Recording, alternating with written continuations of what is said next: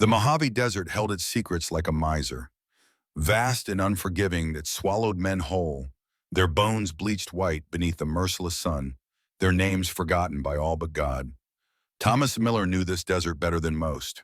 At 58, his weathered face was a map of hardship, each line etched by loss and regret. This late August afternoon in 1887, Thomas tracked a wounded buck through the scrubland, his Spencer rifle balanced in calloused hands. The animal had led him farther from his ranch than he'd intended, and the sinking sun warned of the approaching darkness. He'd have to make the kill soon or abandon the hunt entirely.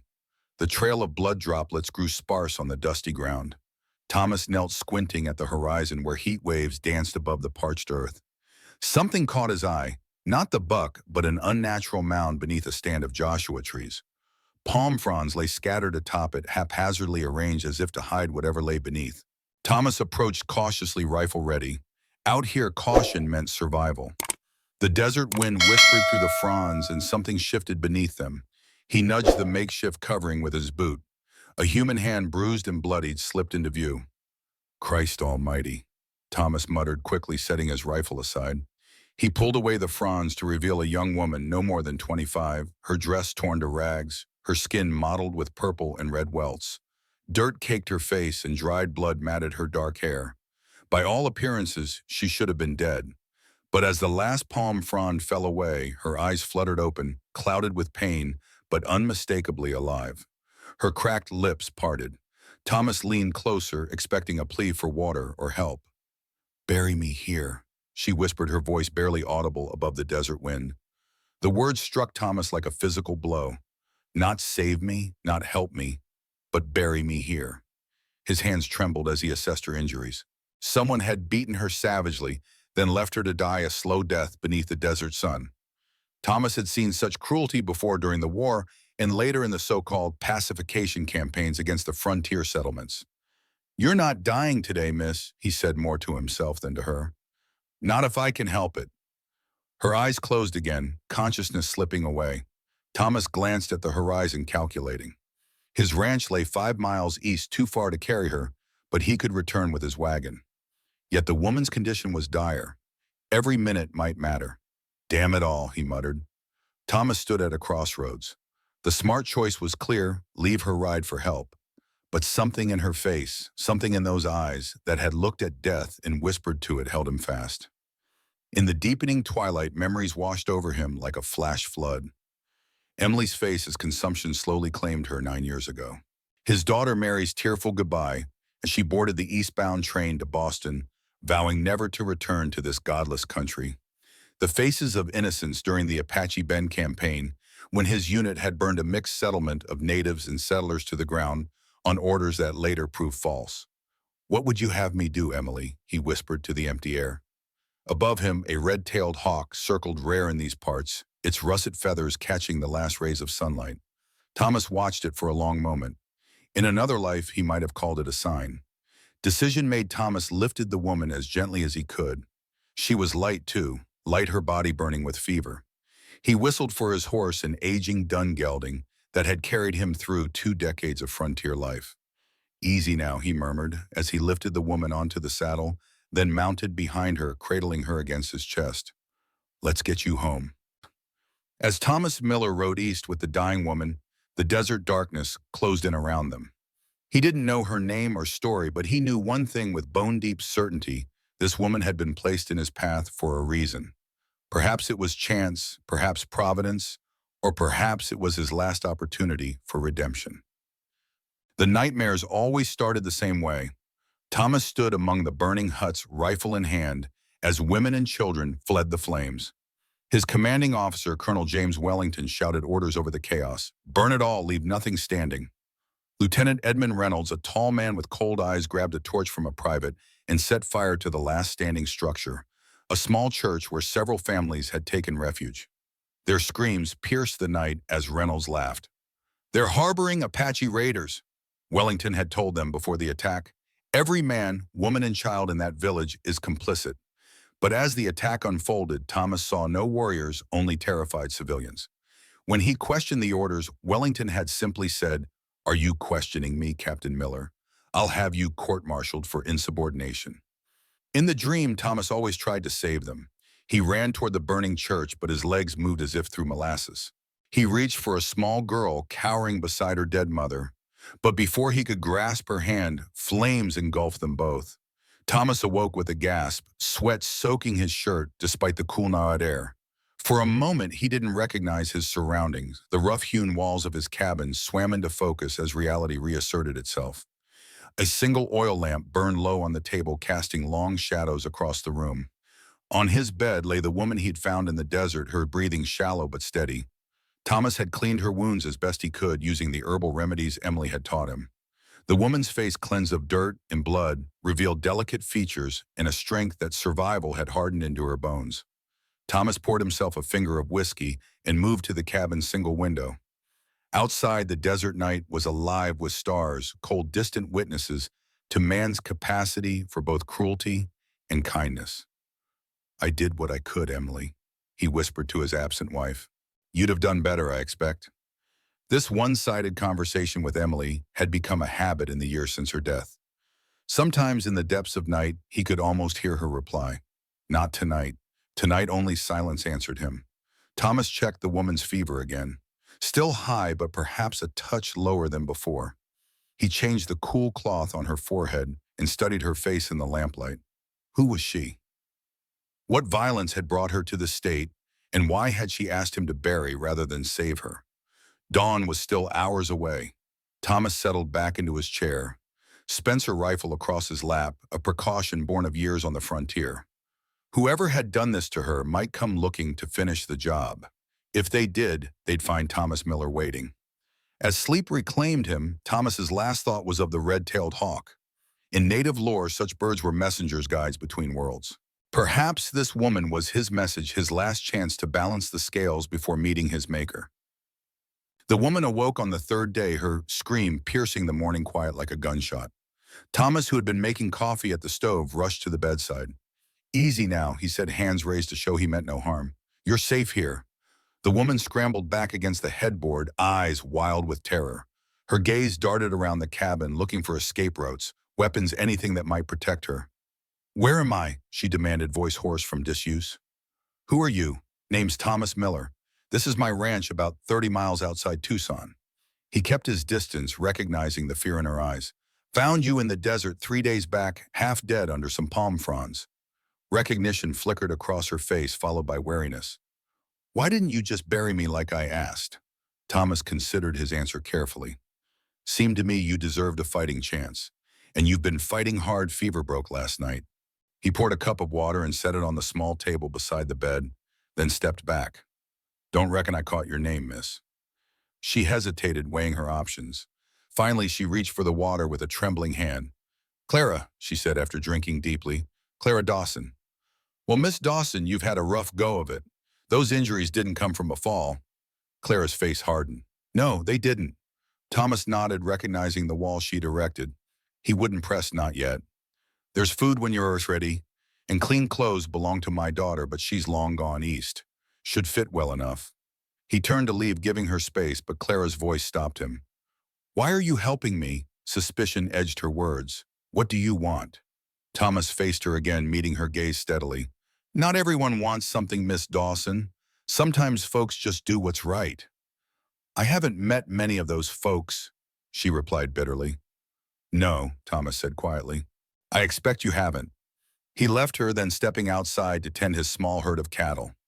The morning sun cast long shadows across the yard, where a weathered barn and corral stood as testament to Thomas's 20 years of labor. The ranch wasn't much, 60 acres, 30 head of cattle, and a cabin that leaked during the rare desert rains, but it was his, paid for with sweat and sacrifice. As Thomas worked, his mind circled back to Clara Dawson. The violence visited upon her was methodical, cruel, the work of someone who enjoyed inflicting pain. He'd seen such men during the war, and later in the frontier towns where lawlessness often prevailed. Men like Lieutenant Reynolds, who killed not for duty but for pleasure. By midday, Thomas returned to find Clara dressed in Mary's old clothes, sitting at the small table. She looked younger now, though no less wary. "Those men who hurt you," Thomas said as he set a plate of beans and salt pork before her. "They'll be looking for you, I expect." Clara tensed but nodded. "Yes." You want to tell me why? She studied him, measuring his trustworthiness. I ran from the Scarlet Raven in Tombstone. It's a house where— I know what it is, Thomas interrupted gently. No need to make her say it. The man who runs it, Earl Simmons, he— Clara's voice faltered.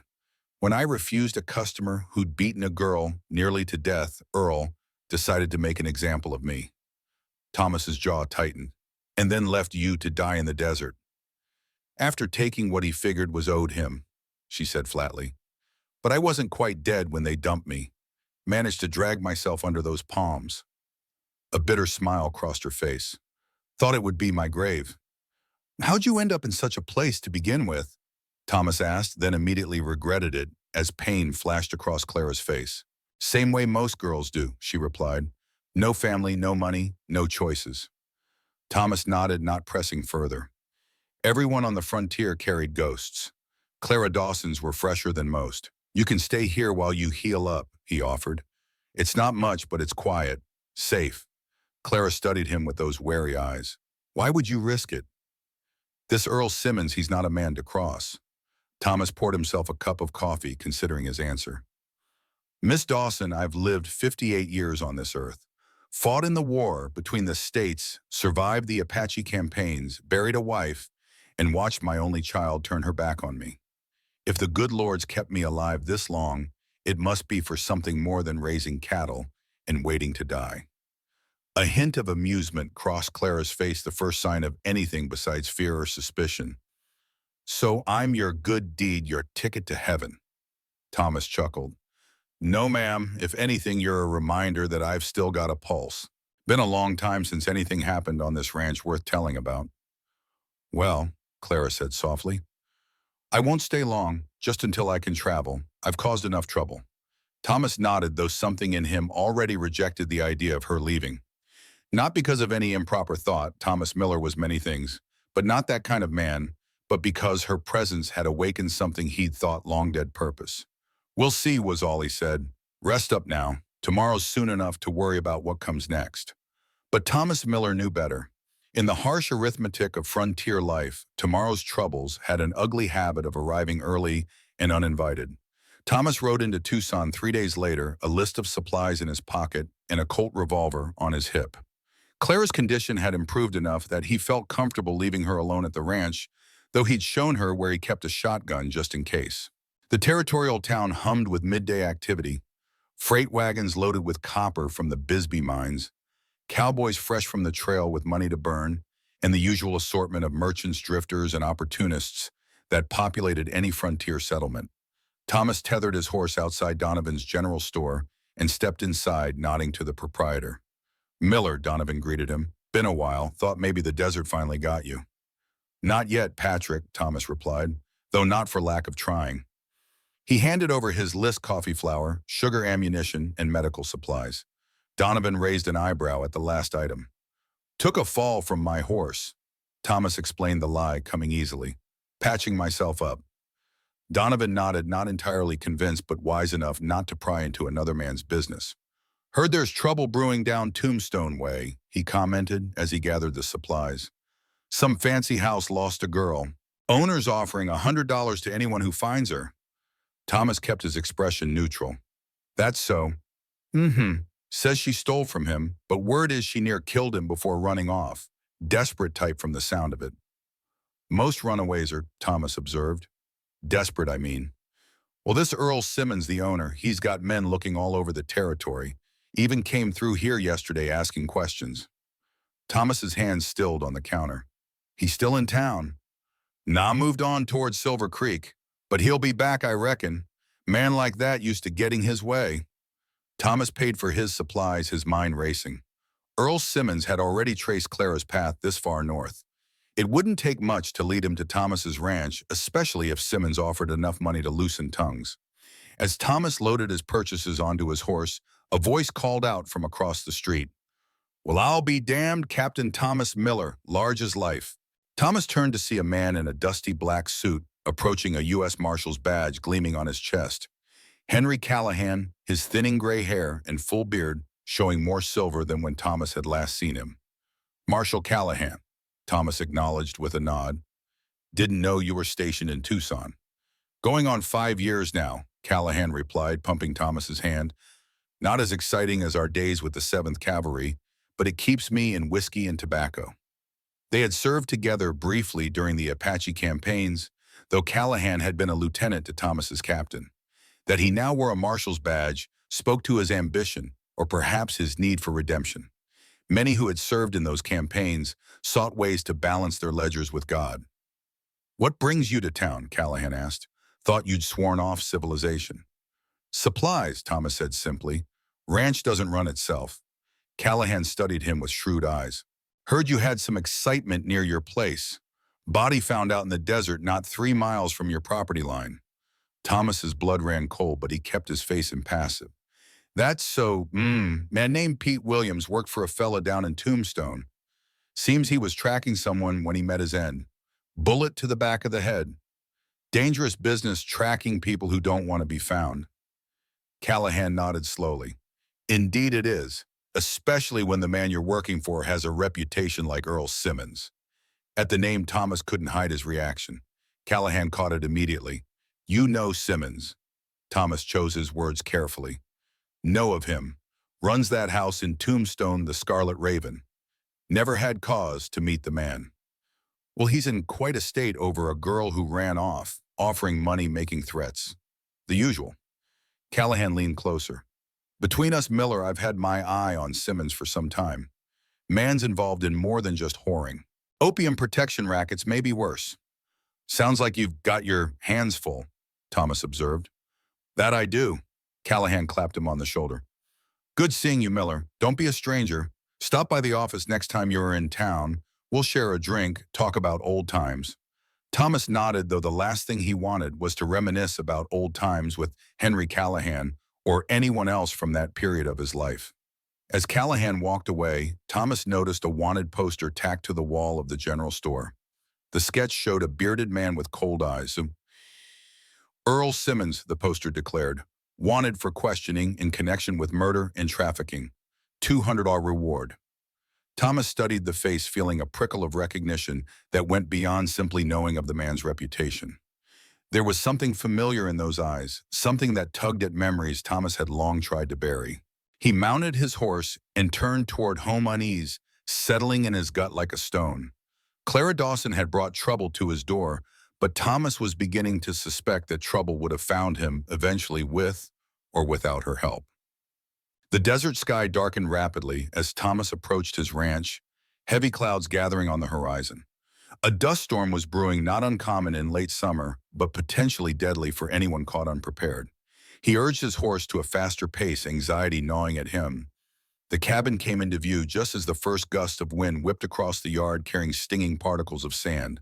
Thomas dismounted quickly, leading his horse into the barn, where Clara stood waiting, a lantern in hand. "Saw the storm coming," she explained as she helped him unload the supplies. "Brought the cattle into the corral."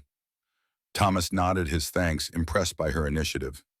"You've been around ranches before?"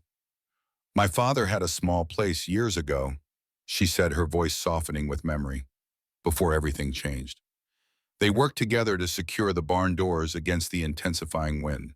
By the time they reached the cabin, the storm had descended in full fury, obliterating the landscape in a churning wall of dust. Inside, Thomas lit the lamps while Clara prepared a simple meal. The domesticity of the scene struck him with unexpected force. How long had it been since he'd shared his table with another human being? Since Emily's death, he'd lived like a hermit, speaking more to his cattle than to people. "Ran into the law in Tucson," Thomas said as they ate.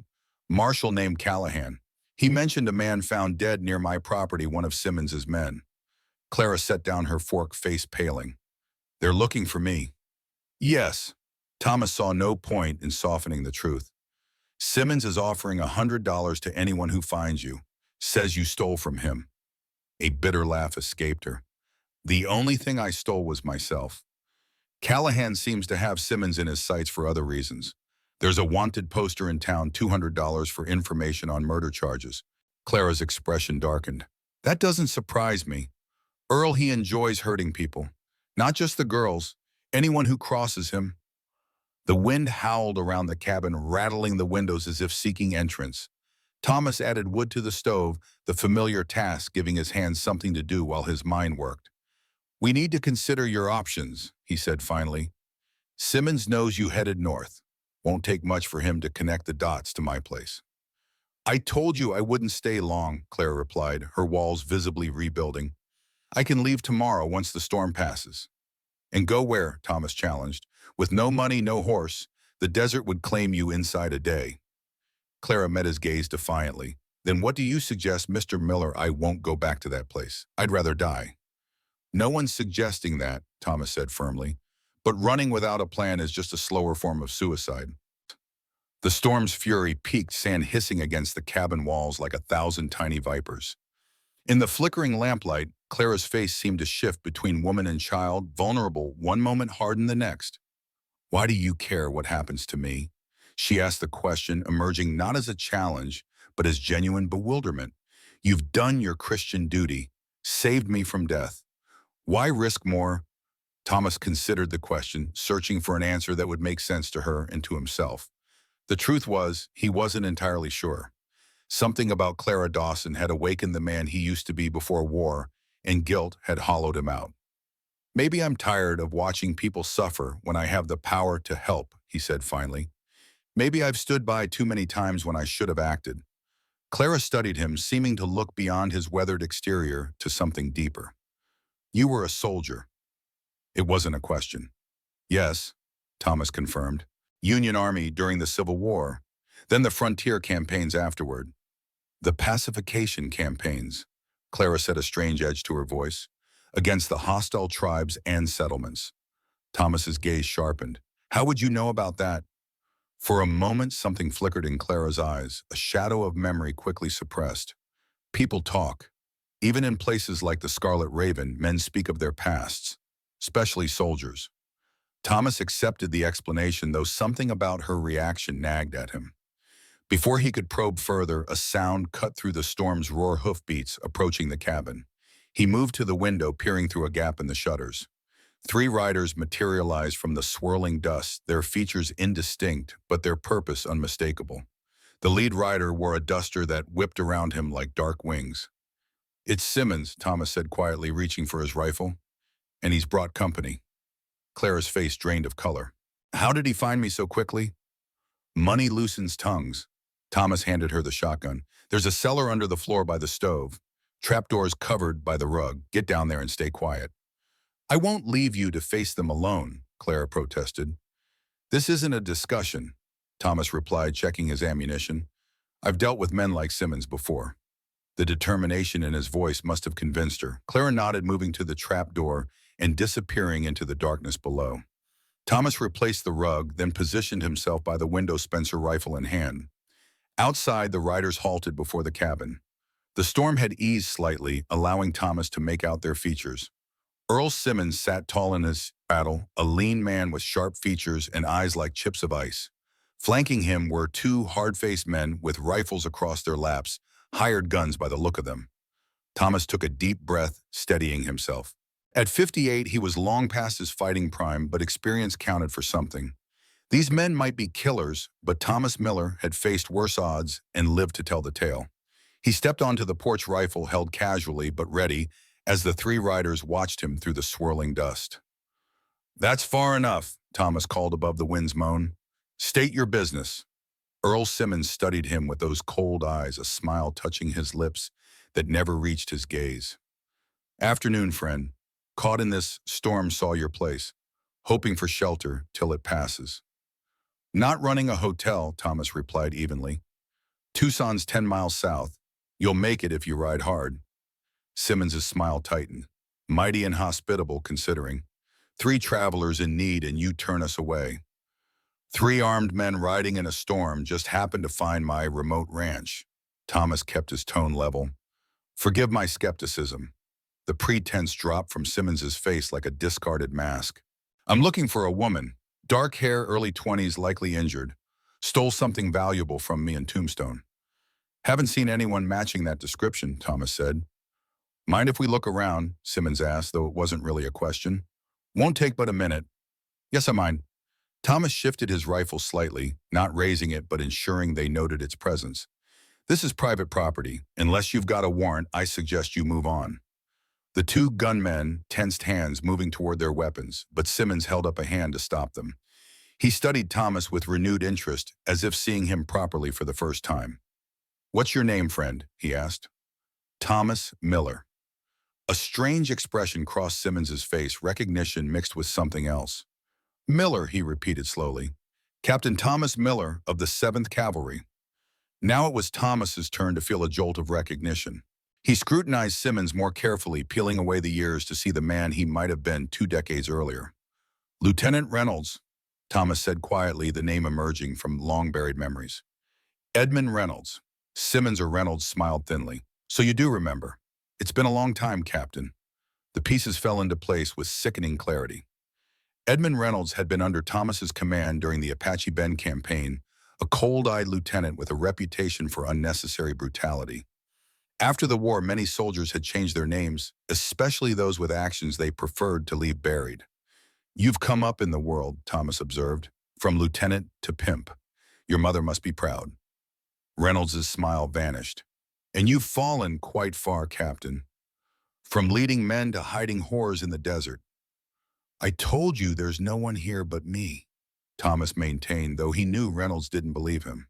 "We'll be back, Miller," Reynolds said, turning his horse, "with more men. And when we find what you're hiding, we'll have a reckoning for old time's sake." As Reynolds and his men rode back into the swirling dust, Thomas remained on the porch, rifle ready, until they vanished from sight. Only then did he allow himself to exhale fully, the weight of the past settling on his shoulders like a physical burden. Inside, Clara emerged from the cellar, her face ashen. "You know him," she said. It wasn't a question. "Served with him during the campaigns," Thomas confirmed. "He went by Edmund Reynolds then. Mean son of a bitch, even in those days." "He'll be back," Clara said, fear edging her voice. "Yes," Thomas agreed grimly, "and next time he won't bother with pretense." Outside, the storm continued its assault on the small ranch, but Thomas knew it was nothing compared to the human tempest that was now bearing down upon them. Earl Simmons Edmund Reynolds was not a man to leave scores unsettled, especially when they dredged up ghosts from a past best left buried. As night fell, Thomas sat by the window, rifle across his lap, watching the storm's fury gradually subside. Clara had fallen into an uneasy sleep on his bed, exhaustion finally overcoming her fear. In the quiet darkness, Thomas found himself once again speaking to his absent wife. "Seems I've stepped in it this time, Emily," he whispered. "Girl needs protection, and the man after her is cut from the same cloth as those who burned that village all those years ago." He paused, as if listening for a response that would never come. "Maybe this is why I'm still here. Maybe this is my chance to make something right." A lone coyote howled in the distance, a mournful sound that seemed to carry all the loneliness and regret of the desert within it. Thomas Miller closed his eyes, not to sleep but to prepare. The storm outside had passed, but he knew with bone-deep certainty that the real tempest was only beginning. Dawn broke reluctantly over Thomas Miller's ranch, pale light seeping across a landscape scoured clean by the previous night's storm. Thomas had maintained his vigil through the darkness, catching only moments of fitful sleep in the chair by the window. His body, no longer young, protested with aches that had settled deep in his bones. Clara emerged from the bedroom, her face drawn from troubled dreams. Without speaking, she began preparing coffee, moving through the small cabin with a quiet efficiency that reminded Thomas of Emily. "He'll come back today," she said finally, setting a steaming cup before Thomas. Not a question, but a certainty. "Yes," Thomas agreed, rubbing a calloused hand across his stubbled jaw. "Reynolds Simmons. He was never one to let things lie." "Then I should go." Clara's voice was steady, though her hands trembled slightly. "This isn't your fight." Thomas looked at her, really looked, seeing beyond the bruises that were now fading to yellow. In the clear morning light, he recognized a strength in her that had nothing to do with physical power. It was the kind of resilience that came from surviving when survival seemed impossible. "It became my fight when I found you in the desert," he said simply. "And if not for me, for who?" Clara studied him, confusion evident in her dark eyes. "You barely know me." "I know enough." Thomas rose, his decision made. "We've got work to do before they arrive." The next few hours passed in focused preparation. Thomas showed Clara how to reload the shotgun and revolver, pleased to discover she had a natural steadiness with firearms. They moved supplies to the root cellar, prepared escape routes, and reinforced the barn where they could fall back if the cabin became indefensible. As they worked, Thomas found himself studying Clara when she wasn't looking. There was something achingly familiar about her, something that tugged at memories he couldn't quite place. Perhaps it was just that she reminded him of the girls from that village, innocents caught in the machinery of men's wars and greed. "How many men will he bring?" Clara asked as they filled canteens with fresh water. "At least 6, Thomas estimated. Reynolds always liked to stack the odds in his favor." "You really knew him well." Thomas's face darkened. "Served with him for nearly 2 years. Man had a reputation even then cruel when he could be cowardly when facing equal odds." Clara hesitated, then asked the question that had clearly been weighing on her. "What happened during those campaigns, the ones they called pacification?" Thomas stopped working, the weight of the past settling over him like a physical burden. For a moment he considered deflection. It would be easier than revisiting those blood-soaked memories. But something in Clara's steady gaze demanded honesty. "We were told we were bringing civilization to the frontier," he began, his voice low. "Protecting settlers from hostile tribes, but it wasn't that simple. Some of the men like Reynolds, they enjoyed the killing. And our commander, Colonel Wellington, he turned a blind eye." "And you," Clara pressed quietly, "what did you do?" Thomas met her gaze unflinchingly. "I followed orders. Not all of them. Not the worst, but enough that I still see their faces at night." A heavy silence fell between them, broken only by the distant cry of a hawk. Thomas glanced up, spotting the same red-tailed bird he'd seen the day he found Clara. It circled overhead as if keeping watch. "There was one village," Thomas continued, the words emerging as if pulled from some deep well inside him. "Apache Bend, they called it later. Mixed settlement, some Apache, some Mexican, even a few white settlers who'd married into native families. Wellington received intelligence that they were harboring warriors who'd attacked a cavalry patrol." Thomas's hand stilled on the canteen he'd been filling.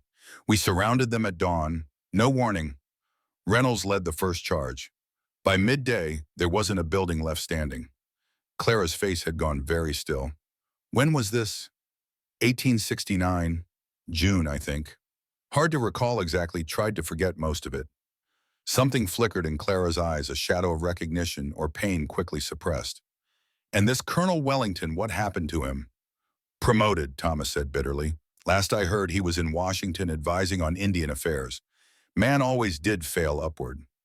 Clara nodded slowly, absorbing this information with an intensity that struck Thomas as unusual. Before he could question her further, the sound of an approaching horse drew their attention. Thomas grabbed his rifle, motioning for Clara to take cover in the barn. But as the rider came into view, he relaxed slightly. It was Henry Callahan, the marshal from Tucson, riding alone. "Miller," Callahan called, dismounting stiffly. Like Thomas, the years had not been gentle to his body. "Figured I'd find you preparing for war." Thomas lowered his rifle but didn't set it aside. "News travels fast." "Small territory," Callahan replied, tying his horse to the hitching post. "Mind if I water him?" Rode hard to get here ahead of Simmons and his men. Thomas nodded and Clara emerged cautiously from the barn. Callahan's eyes widened at the sight of her. "So it's true," he said quietly. "You are harboring Simmons's girl." "I'm not his anything," Clara replied, chin lifting defiantly. Callahan studied her with a curious intensity. "No," he agreed after a moment. "I expect you're not." He turned to Thomas. "You know who Simmons really is?" "Edmund Reynolds," Thomas confirmed. "Former Lieutenant 7th Cavalry, served under me during the Apache campaigns. And you know he's gathering men in Tucson 6-guns, and last count, not including himself, offering $50 a head, plus whatever they can loot from your ranch." Thomas absorbed this news grimly. "Appreciate the warning, Marshal.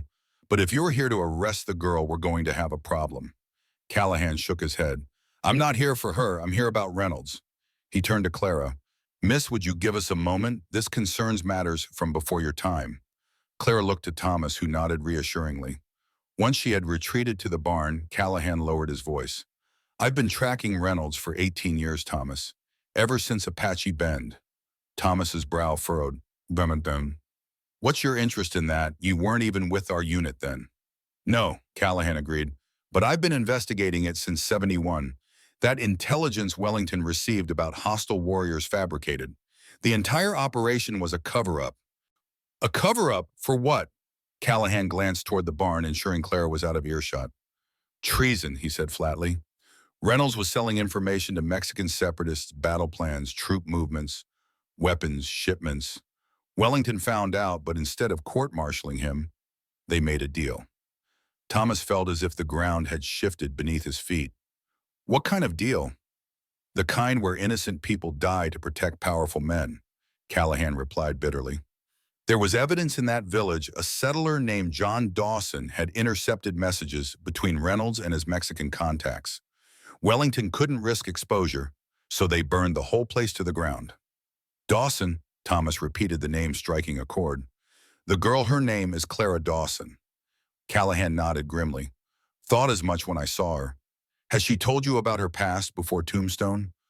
Only that she had no family, no choices.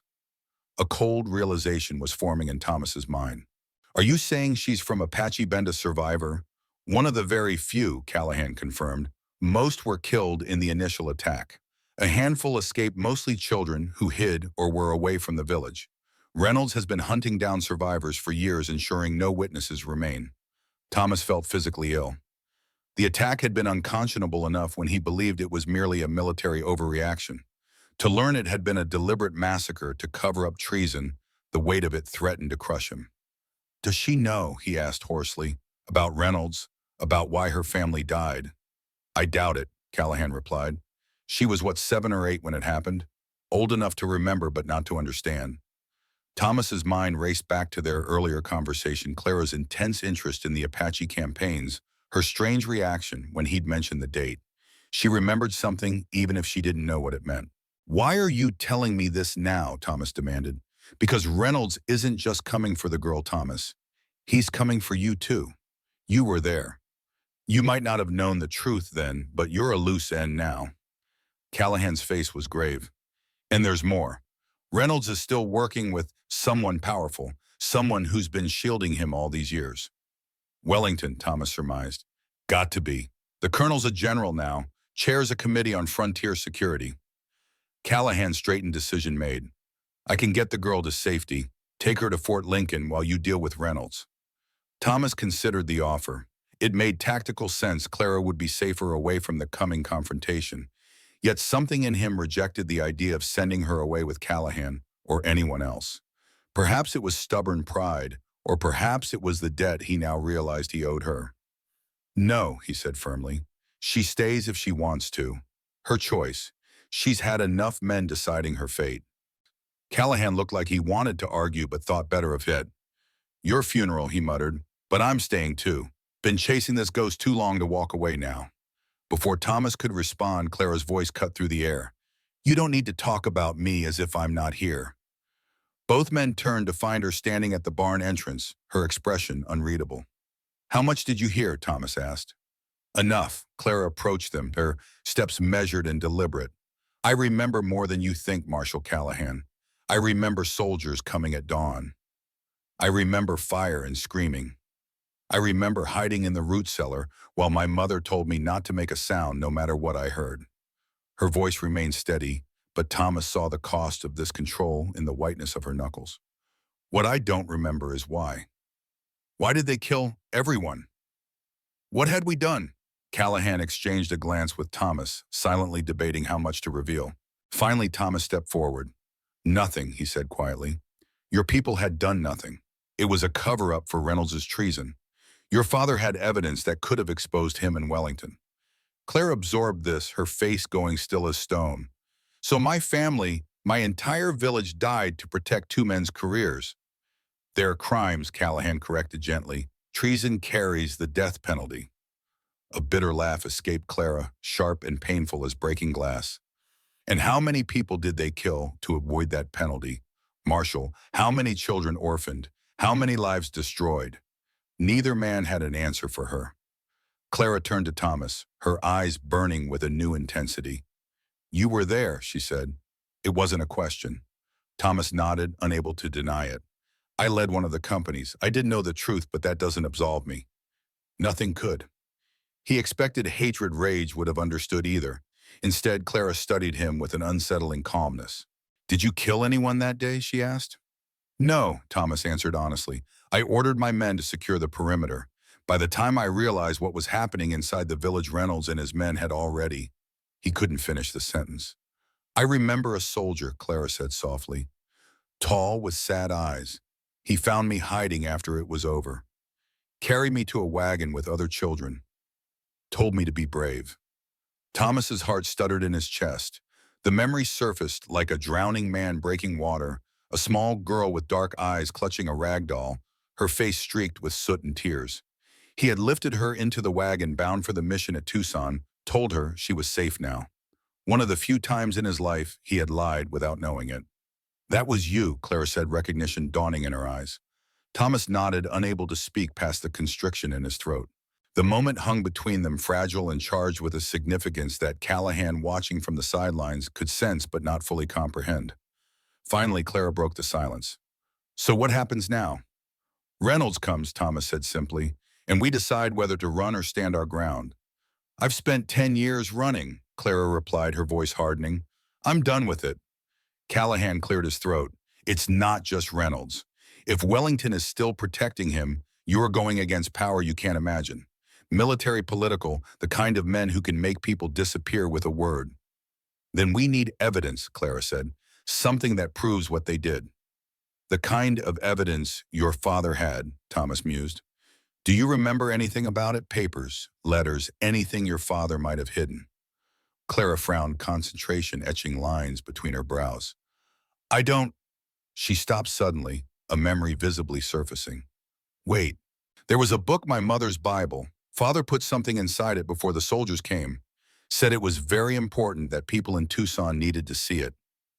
And the Bible? Callahan pressed. What happened to it? I don't know, Clara admitted. Everything was lost in the fire.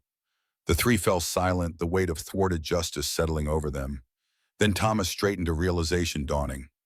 Not everything, he said quietly. Emily, my wife, she volunteered at the mission where they took the survivors. She helped distribute clothing supplies. She mentioned once that she'd saved a Bible that belonged to one of the families.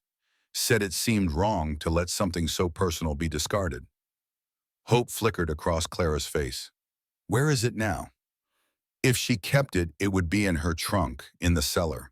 Thomas was already moving toward the cabin, the others following close behind. In the cool darkness of the root cellar, Thomas dragged a battered trunk from beneath a shelf of preserves.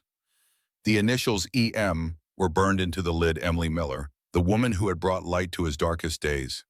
The trunk's contents were sparse: a faded wedding dress, letters tied with ribbon, a silver hairbrush. At the bottom, wrapped in oilcloth, lay a Bible, its leather cover cracked with age and scarred by fire. Clara took it with trembling hands, opening it carefully. On the flyleaf, written in faded ink, to Sarah Dawson with love and faith, June 3rd, 1860. My mother, Clara whispered, tracing the name with her fingertip. She turned the pages slowly, reverently, searching for any hidden document. Near Psalms, something slipped free, a folded paper yellowed with age. Clara opened it carefully, revealing a letter written in a cramped, urgent hand. Thomas and Callahan leaned closer as Clara read aloud. To whom it may concern, I, John Dawson, being of sound mind, do hereby attest that on the night of May 15th, 1869, I intercepted a message from Lieutenant Edmund Reynolds to a Mexican national known as Julio Vargas. The message contained details of U.S. Army movements and weaponry information that constitutes treason against the United States. When I presented this evidence to Colonel James Wellington, he threatened my family and ordered me to surrender all copies. I have complied with his direct order, but retain this testimony as insurance against harm. Should anything happen to me or my family, let this serve as evidence of their crimes. Below was John Dawson's signature, along with a second page, a copied message in Reynolds' handwriting, detailing troop movements and weapons shipments addressed to Vargas, and signed with Reynolds' name and rank. This is it, Callahan breathed, excitement coloring his voice. The evidence I've been searching for all these years. Clara stared at her father's handwriting, tears welling in her eyes. He knew they might come for us. He tried to protect us. Thomas placed a hand on her shoulder, offering what comfort he could. He was a brave man, braver than most. The moment was shattered by the sound of hoofbeats, not one horse, but many approaching the ranch at speed. Reynolds, Thomas said grimly, moving toward the cellar steps. Sooner than I expected. And more men, Callahan added, peering through the cabin window. I count 8 riders. Clara carefully refolded the letter, tucking it securely into her bodice. What do we do? Thomas checked his rifle, his face settling into lines of grim determination. We fight, but smart, no heroics. He turned to Callahan. You still any good with that Remington Marshall? Callahan patted the revolver at his hip. Better than you ever were, Captain. Despite the gravity of their situation, Thomas felt a smile tug at his lips.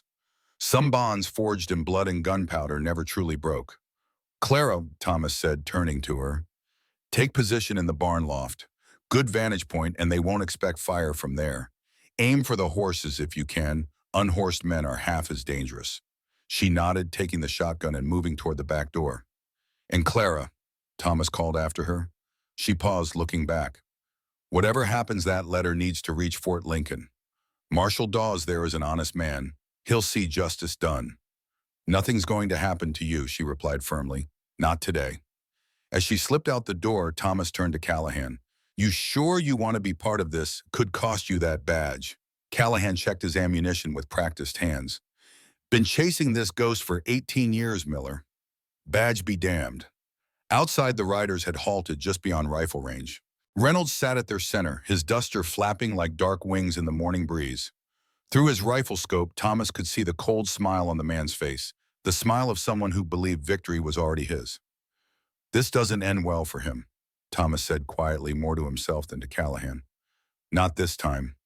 Beside him, Callahan nodded grimly. Some debts can only be paid in blood. As if hearing them, Reynolds raised a hand and his men began to spread out, encircling the small ranch. The message was clear. No escape, no mercy, no quarter. Thomas took up position by the window, rifle ready. At 58, he was well past his fighting prime. His hands weren't as steady, his eyes not as sharp. But as he sighted down the barrel at Edmund Reynolds, the man whose cruelty had destroyed Clara's life and stained Thomas's soul, he felt a cold clarity settle over him. Today, one way or another, old Ghost would finally be laid to rest. The first shot came without warning, a sharp crack that splintered the window frame inches from Thomas's head. He ducked instinctively, glass shards raining around him. Still a coward, Reynolds, he shouted. Always were. Outside, Reynolds' laugh carried across the yard. Just efficient Miller. Why waste time talking when killing works just as well? Thomas glanced at Callahan, who had taken position at the rear window. The marshal nodded grimly. He would hold that angle. Thomas turned his attention back to the approaching riders. They came in a rush, 4 men charging the cabin while the others provided covering fire. Thomas waited until they were halfway across the yard before squeezing the trigger. His first shot took a rider in the shoulder, spinning him from his saddle. The second missed, but his third caught another attacker in the leg. From the barn loft, Clara's shotgun boomed twice in rapid succession. One horse went down, screaming, pinning its rider beneath it. Another reared, throwing its occupant before bolting away. Callahan's Remington barked a staccato rhythm, 2 shots, 3, 4 each, finding its mark with deadly precision. For an aging lawman, his aim remained impeccable. The first assault broke against their defense like a wave against stone, the attackers falling back in disarray. 2 men lay motionless in the yard. Another crawled toward the cover of a water trough, leaving a crimson trail behind him. 5 left, Callahan called, reloading swiftly, including Reynolds. Thomas nodded, using the momentary lull to check his ammunition. The Spencer's magazine was half empty, and he had only 1 full reload. This would need to end quickly. They'll try to flush us out, he predicted. Fire, most likely. As if summoned by his words, a flaming arrow arced through the air, striking the cabin's roof. A second followed, then a third. Within moments, the dry wood began to smolder. Damn it, Thomas muttered. The cabin was old, the timber seasoned by years of desert sun. It would catch quickly. Callahan looked up at the spreading smoke. We need to move. Barn, Thomas shook his head. Too obvious. And Clara's there. He thought quickly, calculating options. The wash behind the corral. Good cover, clear line of retreat if needed. A plan formed rapidly in Thomas's mind. I'll draw their fire toward the front. You slip out the back, work your way to the wash. I'll join you when I can. And leave you here alone, Callahan protested. That's suicide, Miller. Not planning to die today, Thomas replied grimly. Just evening the odds a bit. Before Callahan could argue further, Thomas fired 3 rapid shots through the window, forcing Reynolds' men to duck for cover. "Go," he hissed, "now." Callahan hesitated only a moment before nodding. "God be with you," he said, then slipped out the back door, keeping low. Thomas continued firing sporadically, creating the impression that both defenders remained in the cabin. Smoke was beginning to fill the small space, stinging his eyes and burning his lungs. The roof wouldn't last much longer. Outside, Reynolds' voice rose above the gunfire. "Nowhere to run, Miller cabin's going up, and so are you." Thomas didn't bother responding. Words were wasted on men like Reynolds. Instead, he focused on his exit strategy. The front door was exposed a killing zone. The back would be watched now that Callahan had used it. That left the small window in Emily's old room tight but passable. Moving carefully to avoid creaking floorboards, Thomas made his way to the bedroom. The window was partially obscured by a juniper bush, not much cover, but better than nothing. He used his rifle butt to clear the remaining glass, then paused, listening to the movements outside. 2 men were approaching the cabin, cautiously expecting desperate defenders to burst out as the fire spread. Thomas waited until they were close, then fired 2 shots through the door, causing them to scramble for cover. In that moment of confusion, he slipped through the window, landing hard on his shoulder. Pain lanced through his aging body, but he forced himself to roll beneath the juniper, its pungent scent masking his presence. The fire had fully engulfed the roof, now flames reaching skyward like grasping fingers. Thomas felt a pang of loss, 18 years of memories burning before his eyes. Emily's home. The only place he'd known peace after the war. But buildings could be rebuilt. Lives once taken were gone forever. Thomas began crawling toward the wash, keeping the juniper between himself and Reynolds' men. 20 yards of open ground lay before him, a distance that might as well have been miles. A shotgun blast from the barn drew everyone's attention. Clara had spotted one of Reynolds' men trying to circle behind the cabin. The man fell, clutching his side. "The barn!" Reynolds shouted. "Get the girl!" 2 riders spurred toward the weathered structure. Thomas cursed under his breath. He was too far to help Clara, and Callahan was positioned to defend the wash, not the barn. Then movement caught his eye. Callahan had broken cover, running in a low crouch toward the barn's rear entrance. The marshal reached it just as Reynolds' men approached the front, slipping inside to aid Clara. Thomas used the distraction to make his move, sprinting across the open ground toward the wash. A shout went up. He'd been spotted. Bullets kicked up dust at his heels as he ran, his breath coming in ragged gasps. Chaye and hard living had taken their toll, but desperation lent him speed. He dove into the dry streambed just as a bullet grazed his arm, tearing through his sleeve and leaving a burning furrow across his bicep. Thomas rolled, coming up with his rifle ready, despite the pain. One of Reynolds' men appeared at the edge of the wash, leveling a shotgun. Thomas fired first, his bullet taking the man in the chest. Wow. He fell backward without a sound, his weapon discharging harmlessly into the air. From the barn came the staccato report of Callahan's Remington, followed by Clara's shotgun. The battle had shifted, focusing on the last defensive position. Thomas worked his way along the wash, using its depth for cover as he circled back toward the barn. The cabin was fully engulfed now, its roof collapsing inward with a shower of sparks and burning debris. Reynolds stood watching it burn, a satisfied smile on his face. He believed Thomas was still inside. Using this misconception to his advantage, Thomas took careful aim. At this range, nearly 100 yards, the shot would be challenging, especially with his injured arm throbbing in time with his heartbeat. He steadied his breathing, remembering old lessons from his Army days. Squeeze, don't pull. Account for wind. Lead a moving target. Reynolds turned suddenly, as if sensing the danger. In that instant, Thomas fired. The bullet struck Reynolds in the shoulder, spinning him around but not dropping him. The man staggered, then dove for cover behind a water trough, returning fire with his revolver. "Still alive, Miller," Reynolds called, his voice tight with pain. "Stubborn as ever." Thomas didn't respond, conserving his breath as he continued his careful approach. 3 of Reynolds' men were still active, one exchanging fire with Callahan and Clara at the barn, 2 now searching for Thomas along the wash. The odds were improving, but far from good. A movement at the barn caught Thomas's eye, Clara slipping out a side door, shotgun in hand. She was working her way toward Reynolds' position, using scattered equipment and fence posts for cover. Her face was set with a determination that Thomas recognized all too well, the look of someone with nothing left to lose. "Clara, no," he whispered, though she was far beyond hearing. Reynolds would kill her without hesitation if she approached him directly. Thomas had to draw attention away from her. Rising slightly, he fired 2 shots at the men searching the wash, not aiming to hit, but to distract. Both men immediately turned toward his position, returning fire. The barrage forced Thomas deeper into cover bullets, striking the earthen bank around him. But he'd accomplished his goal. All focus was on him, not Clara. Through gaps in the dust and smoke, Thomas saw her continue her approach toward Reynolds, who remained fixated on the wash where Thomas was pinned down. She moved with a hunter's patience, each step placed with deliberate care. A shout from the barn drew everyone's attention. Callahan had emerged, hands raised in surrender. Blood stained his left side and his face was pale with pain. One of Reynolds' men stood behind him, revolver pressed to the marshal's head. "Miller," the gunman called, "show yourself or the lawman dies." Thomas hesitated, calculating odds that grew worse by the second. Callahan met his gaze across the distance, giving a slight shake of his head. "Don't do it." But before Thomas could decide, Reynolds made the choice for him.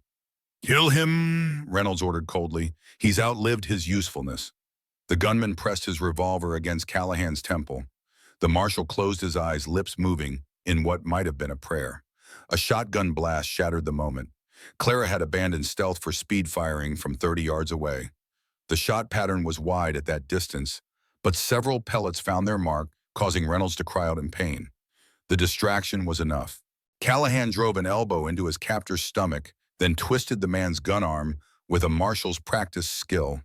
They struggled briefly before a shot rang out and the gunman collapsed. Reynolds, bleeding from Clara's shotgun blast, staggered toward his horse. Thomas took aim, but his shot went wide as pain lanced through his injured arm. "It's over, Reynolds," he shouted. "Surrender!" Reynolds' response was a bullet that kicked up dirt inches from Thomas's position. The man had reached his horse and was mounting awkwardly, his wounded shoulder hampering his movements. Clara fired again, but her shotgun's range was insufficient. The pellets fell short as Reynolds spurred his horse into a gallop, heading east toward Tucson. "He's getting away," she cried, her voice tight with fury and desperation. Thomas emerged from the wash rifle, ready as he scanned for the remaining gunmen. One lay dead near the barn. Another was wounded, hands raised in surrender. The third had apparently fled during the confusion. "Let him go," Thomas said, approaching Clara. "We've got what we need." He nodded toward the letter still secured in her bodice. "Evidence and a witness." He gestured to the wounded gunman. Clara's face was a storm of emotion, rage, grief, and beneath it all, a bone-deep exhaustion. "After everything he's done," she said, her voice breaking, "my family, my whole life." "Justice, not vengeance," Callahan said, limping toward them. His side was bloody, but the wound appeared superficial. "Reynolds will face a hangman's noose when this evidence reaches Fort Lincoln." Clara looked unconvinced, her eyes following Reynolds' retreating figure until it disappeared into the heat haze. Thomas surveyed the devastation around them. His cabin was a smoldering ruin, the barn damaged by gunfire. 5 bodies lay scattered across his property, men who had come to kill and found death instead. The wounded gunman sat slumped against a fence post, Callahan's handcuffs securing him. "What happens now?" Clara asked, turning to Thomas. Before he could answer, the wounded gunman spoke up, his voice strained with pain. "You people have no idea what you're up against." Callahan approached him, expression hard. "Explain yourself." The man laughed bitterly, blood staining his teeth. "Reynolds ain't the end of it. He's just the errand boy. The General Wellington, he's got friends in high places. Government. Railroads. You think a piece of paper's gonna bring him down? You're dead already. All of you." Thomas and Callahan exchanged grim looks, recognizing the ring of truth in the man's words. Wellington had spent 18 years burying this secret. He wouldn't stop now. "We need to move," Thomas decided. "Reynolds is headed for Tucson, probably to telegraph Wellington. Once the general knows we have evidence, he'll send more than hired guns." "Fort Lincoln," Callahan suggested. Thomas shook his head. "Too obvious. Reynolds will have men watching the routes." He turned to Clara. "There's a mission near the Mexican border. Father Ignacio, he helps survivors from Apache Bend. He'll shelter us while we decide our next move." Clara nodded, though uncertainty showed in her eyes. "And the evidence?" "We keep it close," Thomas said. "Trust no one but ourselves." As they gathered what supplies remained salvageable, Thomas found himself standing before the ruins of his cabin. 18 years of memories reduced to ash and charred timber. Emily's Bible had survived the first fire only to be consumed by the second. Perhaps there was a message in that. Some ghost refused to be laid to rest until justice was served. "I'm sorry about your home," Clara said, joining him. Thomas gazed at the smoking ruins for a long moment before answering. "It stopped being a home when Emily died, just a place to wait for my own ending." He turned to her, his weathered face resolute. "Maybe it's fitting. Feels like an ending and a beginning all at once." Clara studied him, her expression softening slightly. "You saved me in the desert, and again today." Why, Thomas considered the question, searching for an answer that encompassed the complexity of his motivations. 18 years ago, I failed to stop a massacre. Followed orders when I should have followed my conscience. Maybe this is my chance to make something right. Or maybe, Clara said quietly, you're just a good man in a world that's forgotten what that means. Before Thomas could respond, Callahan approached leading 3 horses, his own, and 2 he'd commandeered from Reynolds' men.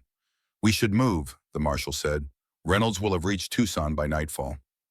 Thomas nodded, taking a final look at the place that had been his refuge and his prison for nearly 2 decades. "East to Bisbee, then south to the Mission," he confirmed. 2 days hard riding. As they mounted, Clara suddenly swayed in her saddle, her face going pale. Thomas reached out to steady her, alarmed. "Just tired," she assured him, though her voice was weak. "Haven't fully healed yet." "We'll pace ourselves," Thomas promised. "No good escaping Reynolds if you collapse." They set out as the sun reached its zenith, leaving behind the smoldering ruins of Thomas Miller's ranch and the bodies of men who had come seeking blood. The desert stretched before them, harsh and unforgiving, but also vast enough to swallow 3 fugitives seeking justice. Thomas rode point his thoughts on the journey ahead and the enemies behind. Reynolds would not give up easily, and Wellington, once alerted, would bring resources Thomas could scarcely imagine to bear upon them. But for the first time in 18 years, Thomas Miller rode with purpose instead of regret. Whatever lay ahead, justice or death, he would face it standing not on his knees. Beside him, Clara rode with her head high despite her exhaustion, her father's evidence secured against her heart. Behind them, Callahan kept watch, his marshal's eyes scanning the horizon for pursuit. 3 unlikely allies bound by blood and fire and a shared enemy. The odds were long, the path uncertain. But as the red-tailed hawk soared above them, circling like a sentinel, Thomas felt something he had almost forgotten: hope. Night fell over the Sonoran Desert like a velvet curtain, stars igniting one by one across the vast expanse of sky. Thomas, Clara, and Callahan had pushed hard through the afternoon, putting 20 miles between themselves and the smoldering ruins of the ranch. Now they made camp in a shallow arroyo, the high banks offering protection from both the wind and watchful eyes. Thomas tended the small fire while Callahan dressed Clara's wounds. The girl had hidden her injuries well, but the day's exertions had reopened several gashes across her back, remnants of Reynolds' brutality. "Should have told us you were bleeding," Callahan admonished, gently applying a salve he carried in his saddlebags. Clara winced but didn't complain. "Wasn't important, escaping was." Thomas handed her a cup of coffee laced with whiskey. "Drink this, help with the pain." She accepted with a nod, her eyes reflecting the firelight as she studied Thomas across the flames. Since leaving the ranch, she'd maintained a careful distance from him, not just physical, but emotional. The revelation of his involvement at Apache Bend had reopened wounds far deeper than those on her back. "Why did you stay?" she asked suddenly, "after the massacre, when you knew what Reynolds and Wellington had done?" Thomas hadn't expected the question, though perhaps he should have. He stared into the fire, gathering memories like kindling. "I didn't know then," he said finally. "Not about the treason or the cover-up. I knew the attack was wrong, disproportionate, cruel. But in war, especially that kind of war." He shook his head. "You follow orders. Tell yourself it's for a greater good." "And after," Clara pressed, "after I was transferred. Different unit, different territory.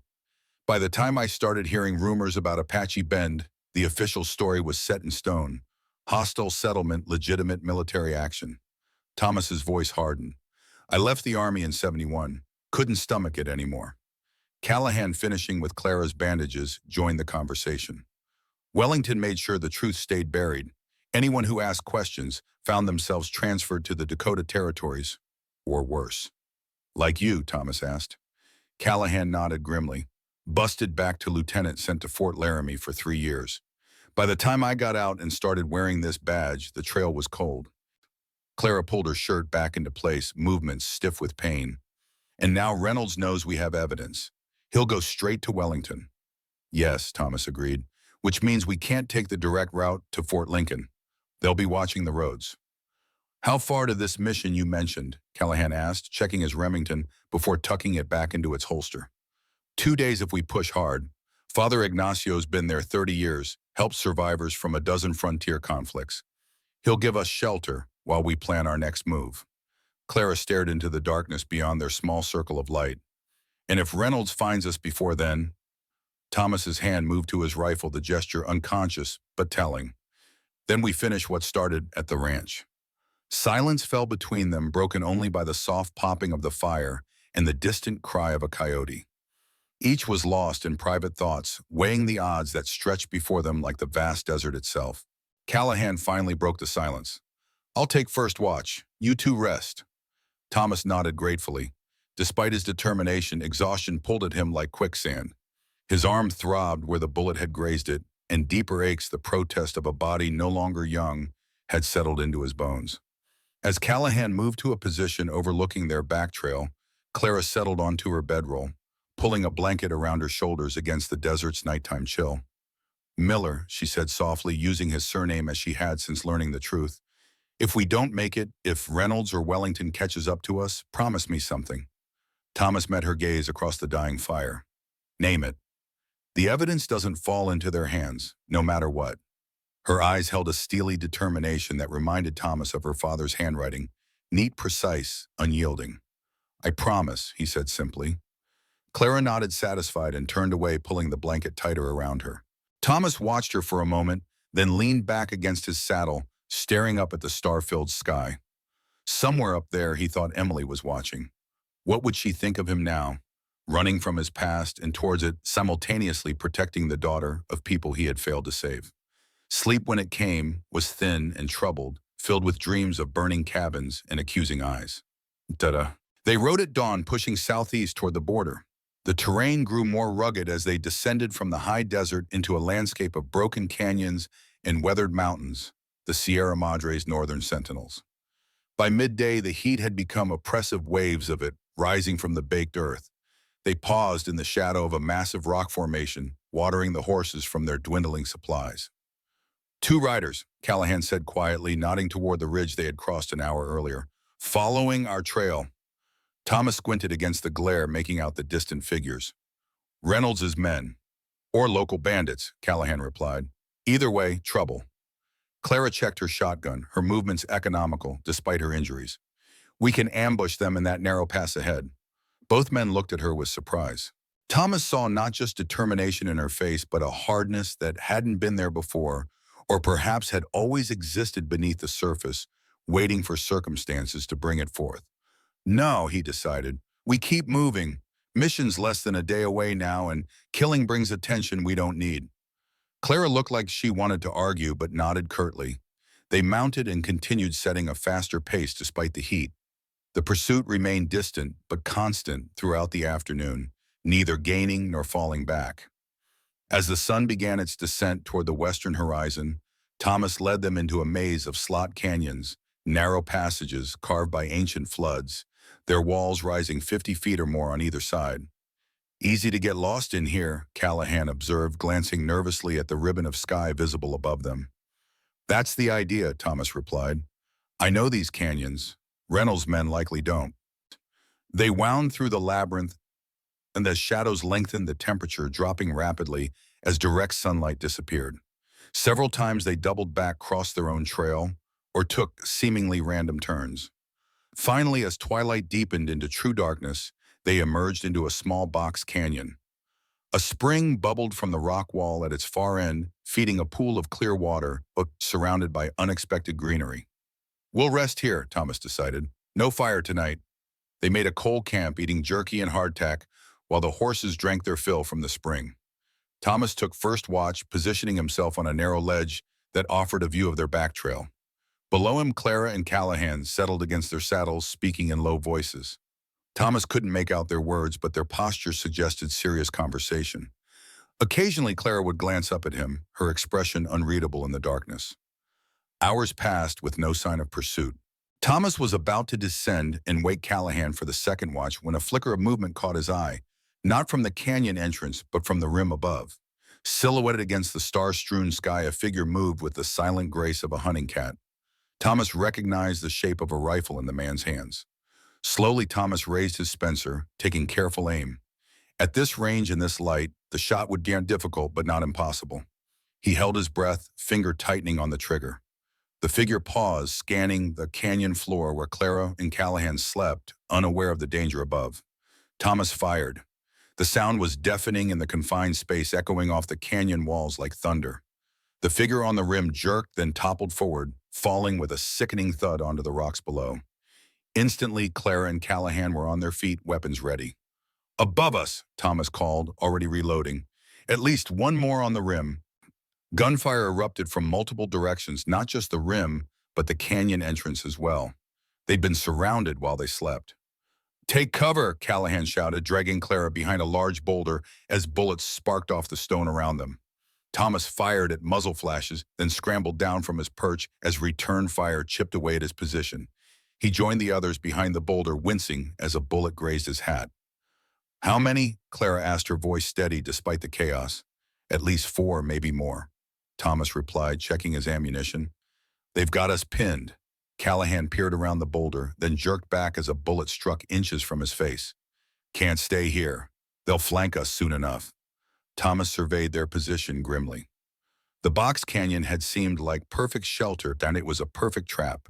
The only exit was the way they'd come in, and that was covered by enemy guns. "The spring," Clara said suddenly. "Where does the water come from?" Thomas understood immediately. "Cave system, runs through these hills. Big enough for a person. Maybe, never explored it myself." Clara was already moving, staying low as she made her way toward the spring. Bullets kicked up dust at her heels, but she reached the rock wall and began examining it by the faint starlight. "Here," she called. "There's an opening." Thomas and Callahan provided covering fire as they retreated toward her position. The gunmen were growing bolder, advancing into the canyon now that they sensed their quarry's desperation. At the spring, Thomas found Clara halfway into a narrow fissure in the rock wall. Water flowed from the darkness beyond, soaking her clothes. "It widens inside," she reported. "But we'll have to leave the horses." Thomas hesitated, loath to abandon their mounts and supplies. But a bullet striking the rock beside his head decided the matter. "Go," he ordered, helping Callahan toward the opening. The marshal's face was pale with pain. Somewhere in the chaos, he'd taken a hit. Clara disappeared into the darkness. Callahan followed, grunting with effort as he squeezed through the narrow entrance. Thomas fired a final volley to slow their pursuers, then dove into the fissure as bullets peppered the rock around him. Inside, absolute darkness enveloped him. Cold water soaked his boots and pants as he waded forward, one hand on the rough stone wall for guidance. "Clara," he called softly. "Here," her voice came from ahead. "Marshall's hurt. Bullet in his side." Thomas moved carefully toward the sound, his eyes slowly adjusting to the minimal light filtering in from the entrance. He found them in a chamber, perhaps 15 feet across. Callahan, propped against a wall, Clara pressing a wadded cloth against his wound. "How bad?" Thomas asked, kneeling beside them. "Bad enough," Callahan grunted. "Bullets still in there." Outside, voices echoed as their pursuers reached the spring. "Check that crack in the wall," a man ordered. "They might have gone in there." "No way, boss," another replied. "Too narrow. Must have climbed out somehow." "Search the whole canyon. They're here somewhere." Thomas held his breath, silently willing their pursuers to give up. Minutes passed, filled with the sounds of men searching and cursing as they found nothing. Finally, a voice called out, one Thomas recognized with a chill. "Miller, I know you can hear me." Edmund Reynolds' distinctive drawl echoed in the canyon outside. "That's right, I came myself this time. Couldn't trust hired guns to finish the job." Thomas remained silent, though his hand tightened on his rifle. "We've got your horses, your supplies," Reynolds continued, "and we control the only way out of this canyon. You've got no water, no food, just a matter of time." In the darkness, Clara's hand found Thomas's arm, squeezing in warning. "Don't respond," the gesture said.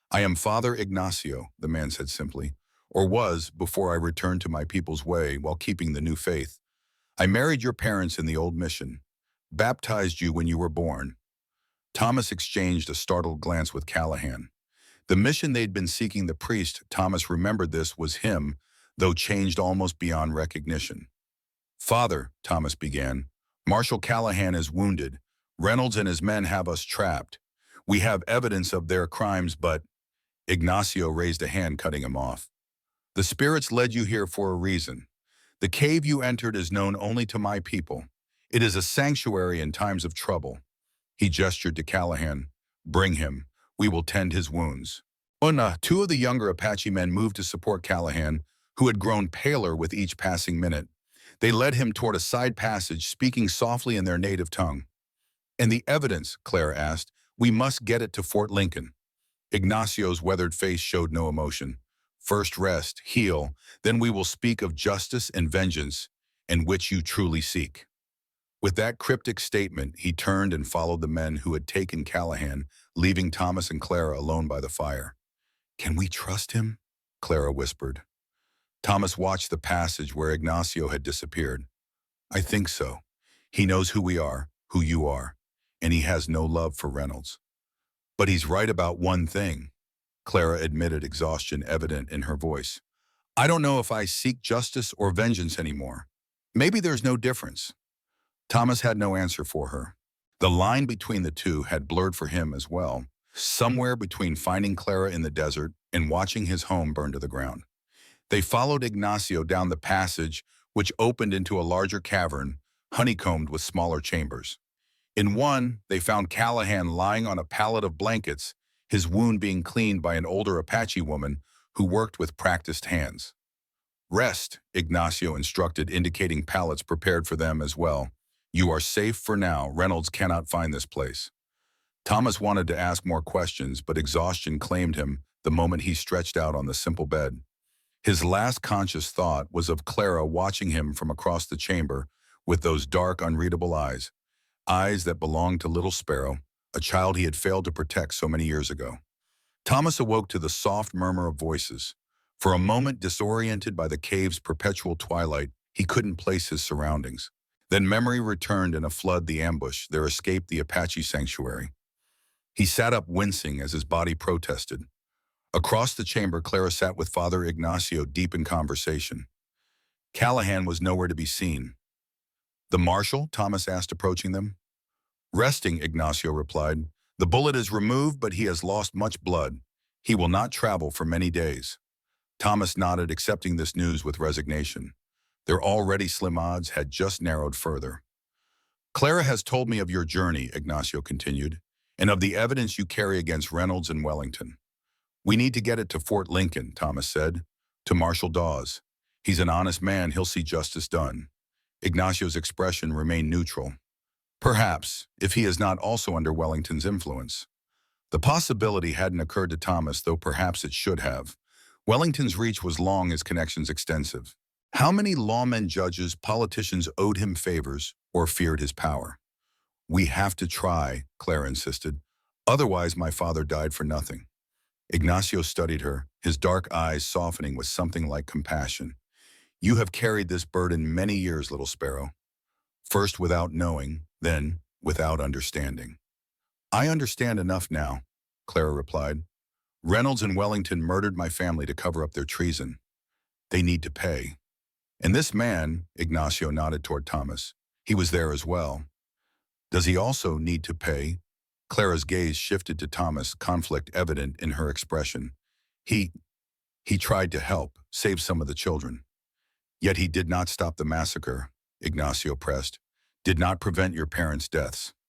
Thomas felt the weight of judgment settle on his shoulders. No, he admitted, I didn't. I followed orders when I should have followed conscience. That burden is mine to carry. Clara looked away, unable to meet his eyes. I don't know what I feel anymore, she confessed. When I learned who he was, I wanted to hate him, but then he fought for me, risked his life. The path of vengeance is straight but narrow, Ignacio said gently. The path of forgiveness winds and turns, yet leads to wider country. An Apache warrior appeared at the chamber entrance, speaking rapidly in his native tongue. Ignacio listened, then turned to Thomas and Clara with new urgency. Reynolds's men have found the mission, he reported. They search for you there, questioning Father Mateo and the others. The mission is close, Thomas asked, surprised. Through the caves, yes, perhaps 2 miles. They will not find the entrance from that side, it is well hidden. But they may harm those at the mission if they become frustrated. Clara stood, decision made. We need to draw them away, lead them on a false trail. Too dangerous, Thomas objected. They outnumber us and Callahan can't travel. I'll go alone, she said, just far enough to lead them away from innocent people. No, Thomas's tone brooked no argument. We stay together. Ignacio watched their exchange with interest. There is another way, he suggested, one that might serve both justice and safety. He outlined his plan quickly. The Apache would help spread word that Thomas and Clara had been seen heading north toward Fort Lincoln. Reynolds, believing they were making a desperate run for safety, would follow. Meanwhile, Ignacio continued, I will escort you south through Apache territory. There is a telegraph station at Nogales. From there you can contact this Marshal Dawes, arrange to meet on neutral ground. Thomas considered the proposal. Reynolds has men watching the roads. We will not use roads, Ignacio replied simply. The old ways are known only to my people. It was a solid plan, better than anything Thomas had considered. Yet something in Ignacio's manner suggested he wasn't sharing everything. Why help us? Thomas asked bluntly. What do your people gain? Ignacio's weathered face revealed nothing. Justice for Apache Bend serves all who lost family there, native and settler alike. And perhaps, he hesitated, perhaps there is a debt I owe to John and Sarah Dawson, who sheltered me when the army hunted me as a renegade. Clara's eyes widened. I remember, she said softly, a man who stayed in our barn for a week. Father said he was a friend who needed help. Ignacio nodded. Your father saved my life. I could not save his. But perhaps I can help his daughter find justice. The simplicity of his explanation rang true. Thomas found himself trusting the former priest despite years of frontier caution. When do we leave? He asked. Tonight, Ignacio decided. After dark. My warriors will spread the false trail at dawn. As Ignacio left to make preparations, Clara turned to Thomas, her expression troubled. You don't have to come, she said quietly. This is my fight, my family's justice. Thomas shook his head. It became my fight when I found you in the desert. Maybe before that, when I failed to stop what happened at Apache Bend. Is that all? Clara asked, a new vulnerability in her voice. Guilt, atonement. Thomas considered the question carefully. In the days since finding Clara, something had changed within him, a purpose awakened, a reason to continue beyond mere existence. No, he admitted finally, not just guilt. You reminded me what it means to stand for something, to fight for what's right, not just follow orders. Clara studied him as if seeing him clearly for the first time. I wanted to hate you, she confessed, when I learned who you were. It would have been easier. Hate's always easier, Thomas agreed. Living with the gray between right and wrong, that's the hard part. A shadow passed over Clara's face. I keep thinking about what happens after. If we succeed, if Reynolds and Wellington face justice, what then? I've spent so long running, surviving. I don't know how to just live. The vulnerability in her admission touched Thomas deeply. One day at a time, he said gently. That's all any of us can do. They fell silent, each contemplating the uncertain future that stretched before them. Outside their sanctuary, Reynolds and his men searched relentlessly. Beyond them, Wellington marshaled forces they could scarcely imagine. The odds remained long, the path fraught with danger. Yet for the first time in years, Thomas Miller felt something like peace. Whatever came, justice or death, he would face it standing for what he believed, not hiding from what he feared. As if reading his thoughts, Clara reached out her hand, briefly touching his. Thank you, she said simply, for finding me in the desert, for not burying me like I asked. Thomas nodded, unable to find words adequate to the moment. Some debts could never be repaid, some wounds never fully healed. But perhaps in the trying, something new could emerge from the ashes of the old.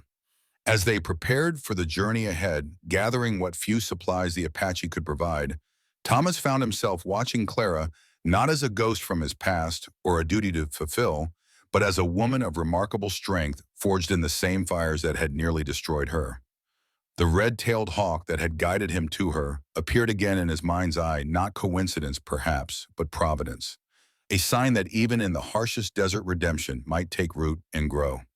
Night fell over the caverns, bringing with it the promise of movement of progress toward an uncertain end.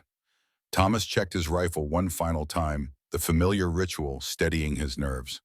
Beside him, Clara secured her father's evidence inside her shirt, close to her heart. "Ready?" he asked softly.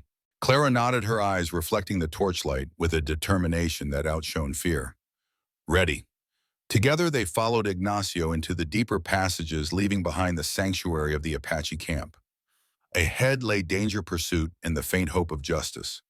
Behind remained Callahan, wounded but alive, and the ghosts of Apache Ben watching, waiting to see if their long-delayed vengeance would finally come to pass. They traveled by night when the desert surrendered its scorching heat to a bone-deep chill. Father Ignacio led them through a labyrinth of canyons and arroyos, invisible to untrained eyes, following paths known only to the Apache for generations. Thomas and Clara followed in silence, conserving strength and water with equal care. By dawn of the second day, they had covered nearly 30 miles, a remarkable distance considering the rough terrain. Ignacio found them shelter in a shallow cave overlooking a barren valley, its entrance concealed by scrub brush and shadow. "Rest now," he instructed, settling cross-legged at the cave's mouth to keep watch. "We move again at sunset." Thomas sank gratefully against the cool stone wall, muscles aching from the relentless pace. Beside him, Clara sat with her knees drawn up, eyes fixed on the distant horizon, where heat waves already began to distort the landscape. "You should sleep," Thomas suggested. "I'll take next watch." Clara shook her head. "Can't sleep, too much on my mind." Thomas understood. Since leaving the Apache camp, Clara had grown increasingly withdrawn. Her thoughts turned inward. He respected her silence, giving her the space she seemed to need. But now, in the fragile quiet of early morning, she finally spoke. "I've been remembering," she said softly. "Things I thought were lost. Apache Bend, my parents, being called Little Sparrow." Thomas remained silent, sensing she needed to give voice to these resurfacing memories. "My father was a surveyor," she continued, "mapped territories for settlers, but he was fair, respected native boundaries when he could. My mother was a healer, learned from both white doctors and Apache medicine women." A ghost of a smile touched her lips. "They called her White Dove." "Sounds like good people," Thomas offered when she paused. "They were." Clara's voice hardened slightly, "and Reynolds and Wellington murdered them for a piece of paper." From his position at the cave entrance, Ignacio spoke without turning. "Not for paper, for power, for secrets. These are the things men kill for when their spirits are corrupted." Clara acknowledged this with a nod. "I keep thinking about what happens if we succeed. If Wellington faces justice." She looked directly at Thomas. "Will it change anything? Bring anyone back?" It was the question that had haunted Thomas through 2 decades of guilt and regret. "No," he answered honestly. "The dead stay dead, but the living deserve truth, and those responsible deserve judgment." "Judgment or vengeance?" she challenged. "Is there a difference?" Thomas countered. "When the crime is so great?" Ignacio turned then, his weathered face solemn in the growing light. "There is always a difference. Vengeance feeds only itself, growing larger with each feeding. Justice feeds the future, allowing new growth where old wounds festered." Clara considered this, absently touching the place where her father's evidence rested against her heart. And what if justice fails? What if Wellington's power protects him even with evidence? It was a possibility Thomas had considered but been reluctant to voice. Wellington was not just a decorated general, but a man with political connections and wealth. Such men often stood above the law, especially when their crimes were committed against those deemed expendable frontier settlers, natives, people without power or voice. "Then we make sure the evidence reaches more than just Marshall Dawes," Thomas decided. "Newspapers in San Francisco, Chicago, New York. The court of public opinion can be more powerful than any judge when properly motivated." Clara nodded slowly, a new resolve replacing the doubt in her expression. "Yes, my father wanted the truth known. That matters more than seeing Wellington hang, though I wouldn't object to that outcome."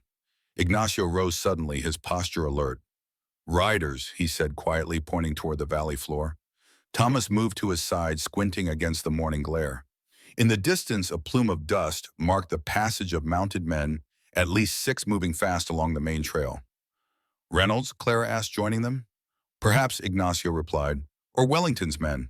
Word travels quickly in this territory. Thomas studied the riders' direction. They're headed north, following the false trail your warriors laid. For now, Ignacio agreed, but Reynolds is not a fool. He will realize the deception eventually. Clara watched the dust cloud with an expression of grim satisfaction. Every hour they spend chasing shadows is an hour closer we get to Nogales. Ignacio nodded. We should reach the border by tomorrow night if we maintain our pace. The riders disappeared into a canyon, their dust settling slowly in the still morning air. Thomas felt a cautious optimism rising within him. Perhaps their plan would succeed after all.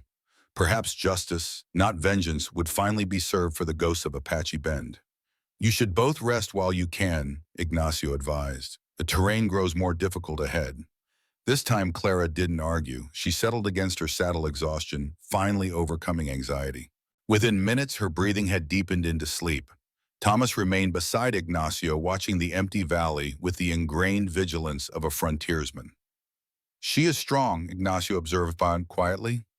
Like her mother. Yes, Thomas agreed. Stronger than she should have to be.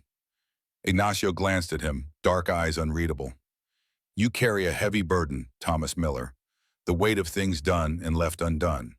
It wasn't a question, but Thomas answered anyway. Some burdens can't be set down. Perhaps, or perhaps they can be transformed. Ignacio gestured toward Clara's sleeping form. She has begun to see you not as you were, but as you are. This is a rare gift. Thomas had no response to that. Clara's evolving perception of him was complex, a mixture of wariness, grudging respect, and something else he couldn't name, or perhaps didn't dare to. Sleep, Ignacio insisted. I will watch. Tonight's journey will test us all. Finally yielding to exhaustion, Thomas settled against the cave wall.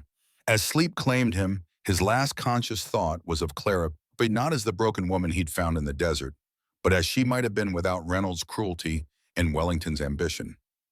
The woman she might still become if they succeeded in their quest for justice. Sunset painted the desert in shades of flame and shadow as they resumed their journey. Ignacio led them away from established trails following ancient Apache paths, visible only to those who knew their markers, a certain arrangement of stones, a bent cactus, signs indecipherable to white men's eyes. They traversed rugged canyons and scaled steep ridges, the terrain growing increasingly challenging as they approached the border region. Thomas noted how Clara matched their pace without complaint, her determination evident in every step. The girl who had begged for burial in the desert had been replaced by a woman with an iron will to survive, to see justice done. As midnight approached, they paused on a ridge overlooking a desolate valley. In the distance, pinpricks of light marked a settlement too small to be Nogales, but some frontier outpost. San Miguel, Ignacio identified it. A trading post. We must go around. Too many eyes, too many who would report strangers for Wellington's gold. Thomas frowned. You think he's offering rewards? A man like Wellington with much to hide and much to lose. Yes, Ignacio's certainty was absolute. By now, every bounty hunter and fortune seeker in the territory will be looking for you. The realization was sobering. Their quest had never been easy, but the stakes continued to rise with each passing day. They skirted the trading post widely, adding hours to their journey, but avoiding detection.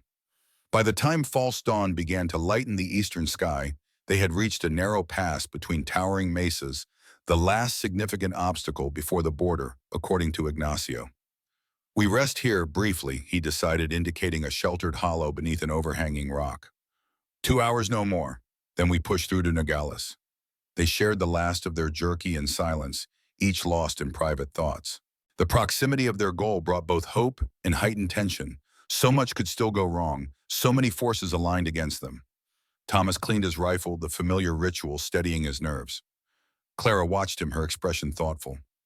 Do you miss it? She asked suddenly. Thomas looked up, puzzled. Miss what?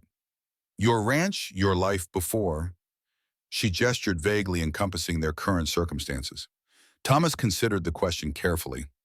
The ranch had been his refuge for 18 years, a place to hide from the world and from himself. But had it truly been a life worth missing, parts of it, he admitted, the quiet mornings, the simplicity, But it was more existence than living, if I'm honest. Clara nodded as if his answer confirmed something she'd suspected. After this is over, if we succeed, what will you do? Haven't thought that far ahead, Thomas replied, though it wasn't entirely true. In quieter moments, he had allowed himself to imagine a future beyond their current mission, one that might include Clara if she were willing. But such thoughts seemed presumptuous, almost absurd given their circumstances in history. What could he, an aging frontiersman with blood on his hands, offer a young woman with her whole life ahead of her? Before he could consider further, Ignacio reappeared from his scouting position, his expression grave. Riders, he reported, a large group moving fast through the pass ahead. Thomas tensed. Reynolds. No, soldiers. Cavalry. Ignacio's face darkened. Wellington has called in his military connections. Clara's hand moved instinctively to where her father's evidence lay hidden. How many? At least 20. Too many to fight. Ignacio studied the terrain with practiced eyes. We must find another way around. Thomas shook his head. No time. If Wellington has involved the army, he's desperate. He knows we're close to reaching civilization, to exposing him. Then what do you suggest? Clara asked, her voice steady despite the dire news. Thomas made a quick decision. We split up. Ignacio take Clara on the alternative route. I'll continue through the pass, draw their attention. No, Clara protested immediately. We stay together. The evidence is what matters, Thomas insisted. It needs to reach Nogales, and you're the one who can identify. It explained its significance. And you, Clara challenged. What happens when 20 soldiers catch up to you? Thomas managed a grim smile. I'm just one old rancher. They'll question me, maybe arrest me. But I know nothing about any evidence, just a man out hunting lost in unfamiliar territory. Clara's eyes flashed with frustration. It's too dangerous. They might not just arrest you. If Wellington has influenced them, it's the best chance for the evidence to get through, Thomas cut her off. For your father's truth to be known. Ignacio, who had been listening silently, nodded slowly. He is right, little sparrow. Divided, we have better odds than together. The soldiers will focus on Thomas while we circle around. Clara looked between them, conflict evident in her expression. Finally, she reached into her shirt and withdrew the oilskin packet containing her father's letter. Take half, she decided, carefully tearing the evidence down the middle. If one of us is caught, the other might still get through. Thomas accepted his portion with a solemn nod, understanding the significance of her trust. I'll meet you in Nogales. Telegraph office. Noon tomorrow. And if you don't arrive, Clara asked the question, heavy with unspoken fear. Then get the evidence to Marshal Dawes. Make sure Wellington answers for what he did. Thomas tucked the papers into his shirt. But I'll be there. Ignacio clasped Thomas's shoulder briefly, a warrior's farewell. The spirits guide your path, Thomas Miller. Clara hesitated, then stepped forward and embraced Thomas's, the gesture surprising them both. Be careful, she whispered against his chest. I've lost too many people already. Thomas allowed himself to return the embrace for just a moment before gently disengaging. Go, he urged, before the soldiers move positions. Clara nodded, eyes bright with unspoken emotions. Then she turned and followed Ignacio as he melted into the pre-dawn shadows, taking a hidden trail known only to the Apache. Thomas watched until they disappeared, then checked his rifle one final time. Squaring his shoulders, he began walking openly down the main trail toward the pass and the soldiers who waited beyond. The sun had barely cleared the eastern horizon when Thomas spotted the cavalry patrol. They had established a checkpoint at the narrowest part of the pass, stopping all travelers and checking their identities against some list. Even from a distance, Thomas could see they were not regular army. These men had the hard look of the frontier regiments, units often composed of misfits and outcasts who followed orders without question. Perfect for Wellington's purposes. Thomas considered his options. He could still turn back, find another route. But time was critical, and any delay might give Reynolds or Wellington the opportunity to close the net completely around Nogales. No, he would stick to the plan. Approach openly, play the part of a simple rancher with nothing to hide. He walked steadily forward, rifle slung non-threateningly across his back. As he neared the checkpoint, a sergeant rode out to meet him, hand resting on his holstered revolver. Halt, the man ordered. State your business. Thomas stopped, keeping his posture relaxed. Just passing through, heading to Nogales to sell some horses. The sergeant's eyes narrowed. Where are these horses? My partner's bringing them. Thomas lied smoothly. I rode ahead to arrange the sale. Name, William Johnson. Thomas replied using the first alias that came to mind. The sergeant consulted a paper he pulled from his saddlebag, then looked back at Thomas with renewed suspicion. You match the description of a man we're looking for. Thomas Miller. Thomas feigned confusion. Never heard of him.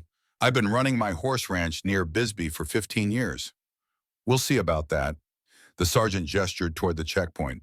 You'll need to come with me for questioning. Thomas nodded amiably, though inwardly he cursed. The delay was problematic but not unexpected. As long as they were focused on him, Clara and Ignacio had a better chance of reaching Nogales undetected. At the checkpoint, a Lieutenant Young with the polished look of West Point rather than frontier service conducted a more thorough interrogation. Your papers, Mr. Johnson. Don't carry any, Thomas replied. Never needed them in the territory. The lieutenant exchanged glances with the sergeant. Search him. Rough hands patted Thomas down, finding his revolver and a hunting knife, but thankfully not discovering the evidence hidden in a carefully sewn inner pocket of his shirt. Nothing else, sir, the sergeant reported. The lieutenant studied Thomas with clinical detachment. You understand, we're looking for fugitives, Mr. Johnson, a former Army captain named Thomas Miller and a woman. They are wanted for murder and theft of government documents. Thomas kept his expression neutral. Sounds serious, but I'm just a horse trader. With no horses, no papers, and no proof of identity, the lieutenant observed dryly. You'll forgive our skepticism. Before Thomas could respond, a commotion arose at the perimeter of the camp. A rider approached at speed, dust billowing behind him. As he drew closer, Thomas's heart sank. Even at a distance, he recognized the distinctive figure of Edmund Reynolds. The lieutenant went to meet Reynolds, leaving Thomas under guard. The two men conversed briefly, Reynolds gesturing emphatically toward Thomas. Then they approached together, Reynolds' cold smile sending a chill down Thomas's spine. Well, well, Reynolds drawled. William Johnson, is it? Funny you look remarkably like Captain Thomas Miller to me. Thomas maintained his facade of confusion. Don't know what you're talking about, mister. Reynolds laughed, the sound devoid of humor. Still playing the hero, Miller. Where's the girl? Where's Clara Dawson? Never heard of her, Thomas replied steadily. Reynolds turned to the lieutenant. This man is Thomas Miller, Lieutenant Parker, a fugitive and murderer. Several of my men can identify him. Parker nodded. We'll hold him for now. My orders are to deliver any suspects to General Wellington directly. The mention of Wellington's direct involvement confirmed Thomas's worst fears. The general was taking no chances, using his military authority to control the situation personally. I'll accompany you, Reynolds decided. Ensure there are no complications en route. As Thomas was led to a tent serving as a temporary brig, his mind raced. Wellington's involvement meant the danger was even greater than they had anticipated. If the general himself was overseeing the search, Clara and Ignacio faced a far more formidable obstacle than expected. Inside the tent, Thomas was handcuffed to a center pole and left under guard. Through the canvas, he could hear Reynolds and Parker continuing their conversation. The woman's evidence is worthless without context, Reynolds was saying. We need her alive, at least until we recover the documents. My orders are clear, Parker replied stiffly. Apprehend all suspects and bring them to the general. He'll determine their disposition. Of course, Reynolds agreed, his tone falsely accommodating. But if there's resistance, then we respond accordingly, Parker finished. But the general emphasized his preference for live prisoners. Their voices faded as they moved away from the tent. Thomas tested his restraints, solid Army-issue handcuffs, impossible to break or slip without tools he didn't possess. Hours passed. The heat inside the tent grew oppressive as the sun climbed higher. Occasionally, riders arrived or departed, bringing reports of the ongoing search. Thomas strained to hear any mention of Clara or Ignacio, but the conversations were too distant, the words indistinct. By midday, preparations were underway to break camp. Thomas was roughly hauled to his feet and escorted to a wagon where two other prisoners, local men caught in the dragnet, already sat under guard. Where are you taking us? One of them demanded as Thomas was pushed aboard. Fort Lincoln, the guard replied. General Wellington wants to question you personally. Thomas felt a cold dread settle in his stomach. Fort Lincoln was in the opposite direction from Nogales. Each mile would take him further from Clara and their rendezvous point. And once at the fort under Wellington's direct control, his chances of escape would vanish entirely. As the wagon lurched into motion, Thomas scanned the surrounding terrain, looking for any opportunity. The patrol was well organized with outriders flanking the main column and scouts ranging ahead. Reynolds rode near the lieutenant, their conversation continuing in tense undertones. They followed the main trail through the pastures, heading north toward Fort Lincoln. Thomas marked their progress against the sun's position, estimating they would reach the fort by nightfall, unless something delayed them. That something came sooner than he expected. They had just emerged from the pass into a broader valley when gunfire erupted from a ridge to their left. Two soldiers fell immediately, others scrambling for cover as bullets kicked up dust around them. "Ambush!" Parker shouted, drawing his revolver. Defensive positions. Thomas pressed himself against the wagon's side using its meager protection while assessing the situation. The attackers were hidden among the rocks of the ridge, their number impossible to determine. Their fire was disciplined, targeted, not the work of common bandits. Reynolds had taken cover behind a boulder, his face contorted with rage and fear. "Apache!" he shouted.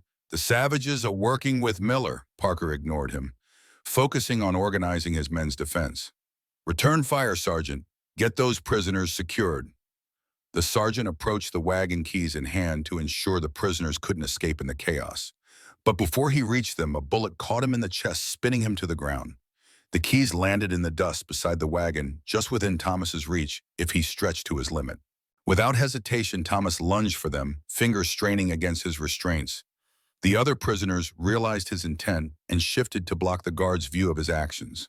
His fingertips brushed metal once, twice, then closed around the keyring.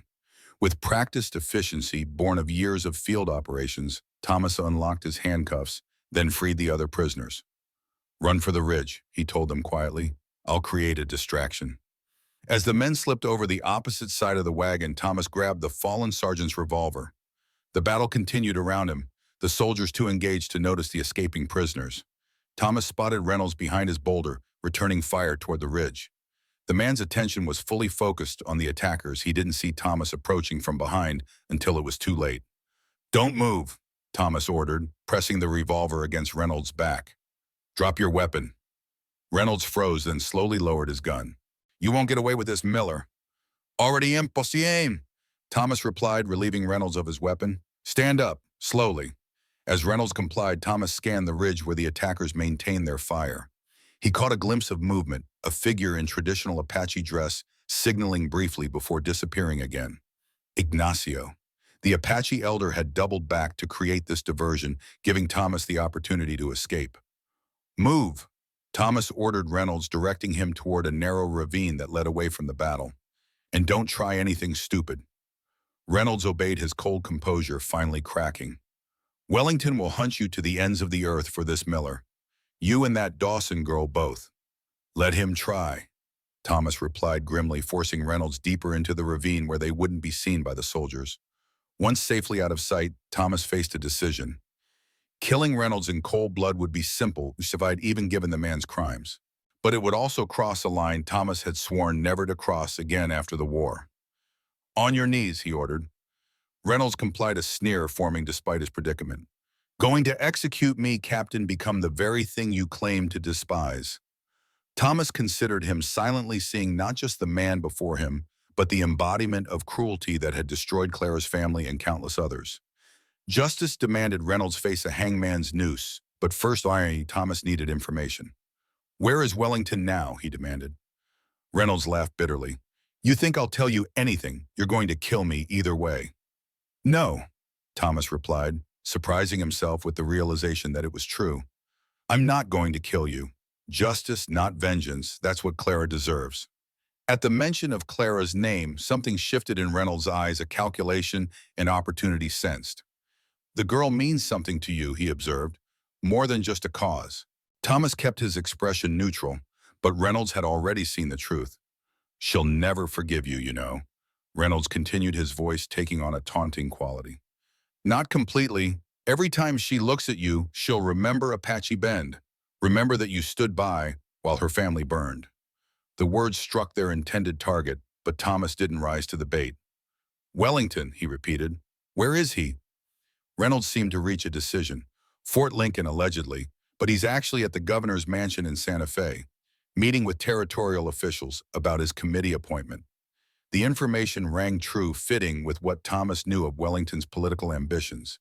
But before he could press further, a gunshot echoed from the ridge, a signal from Ignacio that time was running short.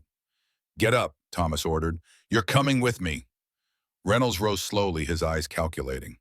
"To Nogales, you'll never make it. Every lawman and soldier in the territory is looking for you." "We'll see about that," Thomas replied, gesturing with the revolver toward a game trail that led west toward the border. As they began moving, Reynolds stumbled slightly, then suddenly lunged at attempting to grapple the weapon from Thomas's hand. They struggled briefly, the revolver caught between them before a shot rang out. Reynolds staggered back, a look of surprise replacing his perpetual sneer. Blood blossomed across his chest, spreading rapidly. "You," he gasped, collapsing to his knees. Thomas stood frozen, the smoking revolver still in his hand. He hadn't intended to fire the gun, had discharged during their struggle. But the result was the same. Edmund Reynolds, the man who had haunted Clara's life for 18 years, was dying before him. "Wellington," Reynolds whispered, blood bubbling at his lips. "He'll kill you both. He can't afford witnesses." His eyes glazed over, fixed on some distant point only he could see. Then he toppled forward, face down in the desert dust. Thomas stared at the body, emotions warring within him. No satisfaction came with Reynolds' death, only a grim acknowledgement that one chapter had closed, while another, potentially more dangerous, lay ahead. The gunfire from the ridge had ceased. The soldiers would soon realize their prisoners were missing, organize a search. There was no time to bury Reynolds or even cover his tracks. Tucking the revolver into his belt, Thomas set off toward the west at a run. Nogales lay less than 20 miles away, a hard day's journey on foot, but manageable if he pushed himself. Clara would be waiting at the telegraph office. If he wasn't there by noon tomorrow, she would assume the worst and proceed without him taking her half of the evidence to Marshal Dawes. But Thomas had no intention of failing her, not again. Whatever obstacles lay between him and Nogales, he would overcome them. Whatever price redemption demanded, he would pay it. As the afternoon sun beat down upon the unforgiving landscape, Thomas Miller ran toward the border, toward Clara, toward a future he had only recently allowed himself to imagine might exist. Behind him, Edmund Reynolds lay dead in the dust, one ghost laid to rest, while General Wellington, the architect of so much suffering, remained at large, protected by power and position, but unaware that his day of reckoning approached. And somewhere ahead, Clara Dawson waited at the crossroads of vengeance and justice, her choice and Thomas's fate hanging in the balance. Nogales straddled the border like a town with a split personality, half American ambition, half Mexican tradition. The morning sun cast long shadows across its dusty streets as Thomas Miller approached from the north, his body aching from 18 hours of relentless movement through the desert. He had pushed himself beyond exhaustion, stopping only twice for brief rest. Reynolds' blood still stained his shirt, but he'd covered it with a poncho stolen from a line outside a remote farmstead. His appearance, filthy, unshaven, hollow-eyed, drew suspicious glances from early risers beginning their day. Thomas ignored them, focused solely on reaching the telegraph office by noon. The town clock showed 9 in the morning. He had time, but not much. First, he needed to ensure the path was clear. Wellington's influence might have extended even here to this border outpost. Thomas found a vantage point on a small hill overlooking the main street and settled in to watch, studying the patterns of movement below. His military training served him well. Within an hour, he had identified 3 men who didn't belong, 2 outside the hotel watching the street with too much attention, and 1 loitering near the telegraph office itself. Not regular army, but hired guns judging by their manner and dress. Wellington had indeed cast his net wide. The question was whether Clara and Ignacio had already arrived, and if so, had they been spotted. Thomas weighed his options. A direct approach to the telegraph office would be suicide. He needed to find Clara first, warn her of the watchers. Moving carefully through back alleys, Thomas worked his way toward the Mexican side of town. If Ignacio had successfully guided Clara to Nogales, he would have advised caution, perhaps suggested she wait in the less scrutinized Mexican quarter until the rendezvous time. Near the border crossing, Thomas paused behind a cantina watching the steady flow of people moving between the two halves of the town. A flash of familiar movement caught his eye. An Apache man too old to be a laborer, too dignified to be a beggar, sitting in the shade of an awning across the street. Ignacio. Their eyes met briefly, recognition passing between them without acknowledgement. Ignacio gave an almost imperceptible nod toward the cantina behind Thomas, then returned to his apparent dozing. Thomas understood immediately. Clara was inside waiting. He slipped through the cantina's rear entrance, moving past barrels of tequila and sacks of dried peppers. The main room was sparsely populated at this hour, a few early drinkers, a tired-looking bartender, and a woman in the corner, her face shadowed by a shawl pulled low. Thomas approached casually as if seeking an empty table. Only when he stood beside her did Clara look up, her eyes widening with relief and something more complex. "You made it," she whispered as he sat across from her. "I feared—" "It was close," Thomas admitted, keeping his voice low. "Wellington's men captured me at the pass." Alarm flashed across her face. "How did you escape?" "Ignacio." Thomas glanced toward the door where the Apache elder now stood keeping watch. He and his warriors created a diversion, but Reynolds was there. Clara tensed. And Thomas hesitated, unsure how she would receive the news. "He's dead." There was a struggle over a gun. He expected many possible reactions. Grief, relief, satisfaction. What he didn't expect was the simple nod of acceptance Clara gave him. "The evidence," she asked. Thomas reached carefully inside his shirt, withdrawing the oilskin packet. "Untouched." Clara produced her half, and together they reassembled John Dawson's testimony and the damning message in Reynolds' handwriting. The complete evidence lay before them, the truth that had cost so many lives, finally ready to see the light of day. "Wellington's men are watching the telegraph office," Thomas informed her. "At least one gunman, possibly more." "I know," Clara replied. "Ignacio spotted them when we arrived last night. That's why we waited." Ignacio joined them, settling onto a chair with the fluid grace that belied his years. "Wellington's reach is long," he observed, "even here at the edge of his territory." "So what now?" Clara asked. "We can't send the telegram if they're watching." Thomas considered their limited options. "We need a distraction, something to draw them away long enough for one of us to get inside." Ignacio nodded thoughtfully. "The spirits have provided such a distraction," he said cryptically. "Listen." From the street outside came the growing sounds of commotion, raised voices, the clatter of hooves on packed earth. Thomas moved to the window, careful to remain out of sight as he peered outside.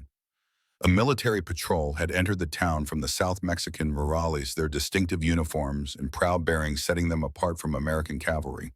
Leading them was a figure Thomas recognized with surprise, Marshal Henry Callahan, pale but upright in his saddle. "Callahan," Thomas breathed. "How—" "The marshal recovered faster than expected," Ignacio explained. "When he learned of your capture, he crossed into Mexico and requested assistance from the Rurales commander, an old friend, it seems." Outside, Callahan and the Rurales captain were speaking with the American customs officer, their conversation growing heated. A crowd began to gather, drawn by the unusual confrontation. "They claim to be pursuing bandits who crossed from the American side," Ignacio continued, "a diplomatic incident in the making. Notice how Wellington's watchers are already moving to observe." Sure enough, the men Thomas had identified earlier were gravitating toward the commotion, their attention diverted from the telegraph office. "This is our chance," Thomas decided. "Clara, you take the evidence. I'll create additional distraction if needed." Clara shook her head firmly. "We go together. I won't be separated again." The determination in her eyes brooked no argument. Thomas nodded, recognizing that their path, for better or worse, had become irreversibly intertwined. "Ignacio," Thomas turned to the Apache elder, "I will ensure the Rurales maintain their enthusiasm," he replied with the ghost of a smile. "Go. Finish what was started 18 years ago." They slipped out the cantina's back door, working their way through service alleys toward the telegraph office. The commotion at the border crossing had drawn most of the town's attention, leaving the side streets nearly deserted. The telegraph office stood on a corner, its front windows offering clear views of the main street. Thomas led Clara to the rear entrance, relieved to find it unlocked, standard practice in a border town where telegraphs often arrived at odd hours. Inside, a young operator looked up in surprise as they entered through the back room. "Sir, ma'am, customers should use the front. We need to send an urgent telegram," Thomas interrupted. "To Marshal James Dawes at Fort Lincoln." The operator hesitated, clearly uncertain about their disheveled appearance and unorthodox entrance. "I'm not sure. It's a matter of national security," Clara said firmly, setting a gold coin on the counter. "Please, if it's—" The coin where Clara had obtained it, Thomas couldn't guess, decided the matter. The operator nodded, reaching for a telegram form. "What's the message?" Clara dictated, carefully summarizing John Dawson's evidence and Reynolds' treason in the fewest possible words. She included their location and a request for immediate assistance. "Send it priority," Thomas instructed, adding another coin from his meager funds. "And if anyone asks, you never saw us." The operator's fingers flew across the telegraph key, the distinctive clicking filling the small office. Thomas watched through the window, alert for any sign that Wellington's men had noticed their absence from the growing crowd at the border. "Sent," the operator announced finally. "Do you want to wait for a reply?" Thomas shook his head. "No time. If anyone asks about that telegram—" "I never sent it," the young man finished, pocketing the coins with a nod of understanding. Some questions were better left unasked on the frontier. They exited as they had entered through the back and made their way to a small church that offered a view of both the telegraph office and the continuing disturbance at the border crossing.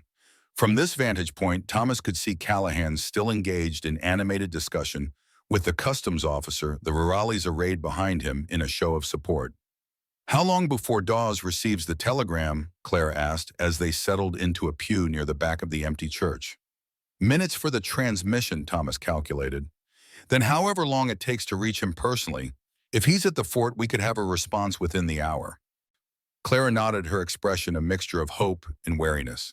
After so many years of running, of surviving, the prospect of justice finally within reach seemed almost too fragile to trust. "And if Wellington intercepts it somehow?" she asked softly. Thomas had considered this possibility. Dawes is an honest man, not easily intimidated or bought, and the evidence speaks for itself: Reynolds' handwriting, your father's testimony. "But will it be enough?" Clara persisted. "Reynolds is dead. Wellington will deny everything, claim the evidence is fabricated." Her doubt was reasonable. In the hierarchy of frontier justice, a general's word carried more weight than documents or the testimony of a young woman with no standing. "That's why we sent copies of the telegram to the territorial governor and newspapers in San Francisco and Chicago," Thomas revealed. "Insurance in case Wellington's influence reaches even Dawes." Clara looked at him with surprise, then understanding. "The extra coins." The operator sent multiple telegrams. Thomas nodded. "Too many witnesses, too many copies. Wellington can't silence everyone." For the first time since he'd known her, Clara smiled fully, a transformation that momentarily took his breath away. In that smile, Thomas caught a glimpse of who she might have been without the shadow of Apache Ben darkening her life. "Now we wait," she said, settling beside him in the church's cool dimness. The waiting proved shorter than either expected. Within 40 minutes, the telegraph operator emerged from his office and hurried toward the customs house, a yellow paper clutched in his hand. From their vantage point, Thomas and Clara watched as he delivered it to Callahan, who read it quickly, then nodded with grim satisfaction. "A response," Thomas observed. "Dawes received our message." Movement near the hotel caught his attention. Wellington's watchers were conferring urgently, one gesturing toward the telegraph office. They had noticed something amiss. "We need to move," Thomas decided. "They suspect the telegram was sent." They slipped out the church's side door just as the hired guns began searching the buildings near the telegraph office. Callahan, seeing this from his position at the border, casually redirected his rurales to intercept them, creating another timely distraction. Thomas led Clara toward the livery stable at the edge of town. "We need horses," he explained. "Once Wellington's men realize the telegram reached Dawes, they'll try to stop us from testifying in person." At the stable, Thomas selected two sturdy mounts, while Clara negotiated with the owner, who seemed suspicious until she mentioned Callahan's name. The marshal's reputation, it seemed, carried weight even in this border town. As they prepared to depart, a commotion arose from the direction of the customs house. Thomas climbed to the stable's hayloft for a better view, returning moments later with urgency in his movements. "Wellington," he reported tersely, "just arrived with a military escort. Callahan's confronting him now." Clara's face paled. He came himself. He knows we sent the telegram, probably rode through the night to catch us. Thomas tightened the cinch on his saddle. We need to leave. Now. But as they led their horses from the stable, 5 riders rounded the corner, cutting off their escape. At their center rode a distinguished-looking man in his 60s, his bearing unmistakably military despite his civilian clothes. Silver hair and a neatly trimmed beard framed features that might have been handsome if not for the cold calculation in his eyes. General James Wellington had found them. Captain Miller, he called his voice, carrying the absolute authority of a man accustomed to obedience. And Miss Dawson, I presume. How unfortunate that we meet under these circumstances.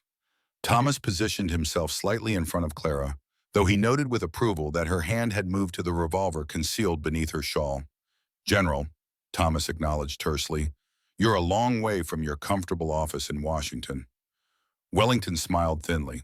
Some matters require personal attention, like treason charges against a former officer.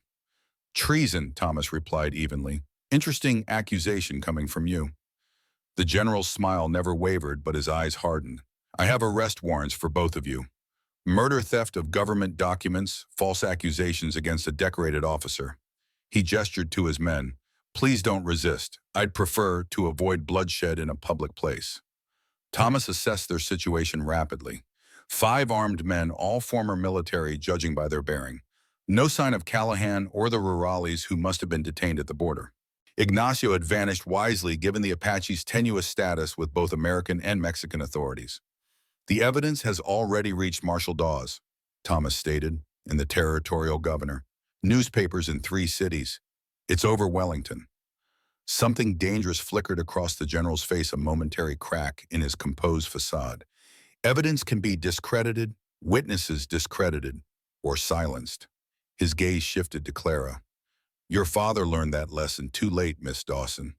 Clara stepped forward, her fear transformed into cold fury. You murdered my family to cover up Reynolds's treason. Your treason, because my father discovered you were both selling military secrets.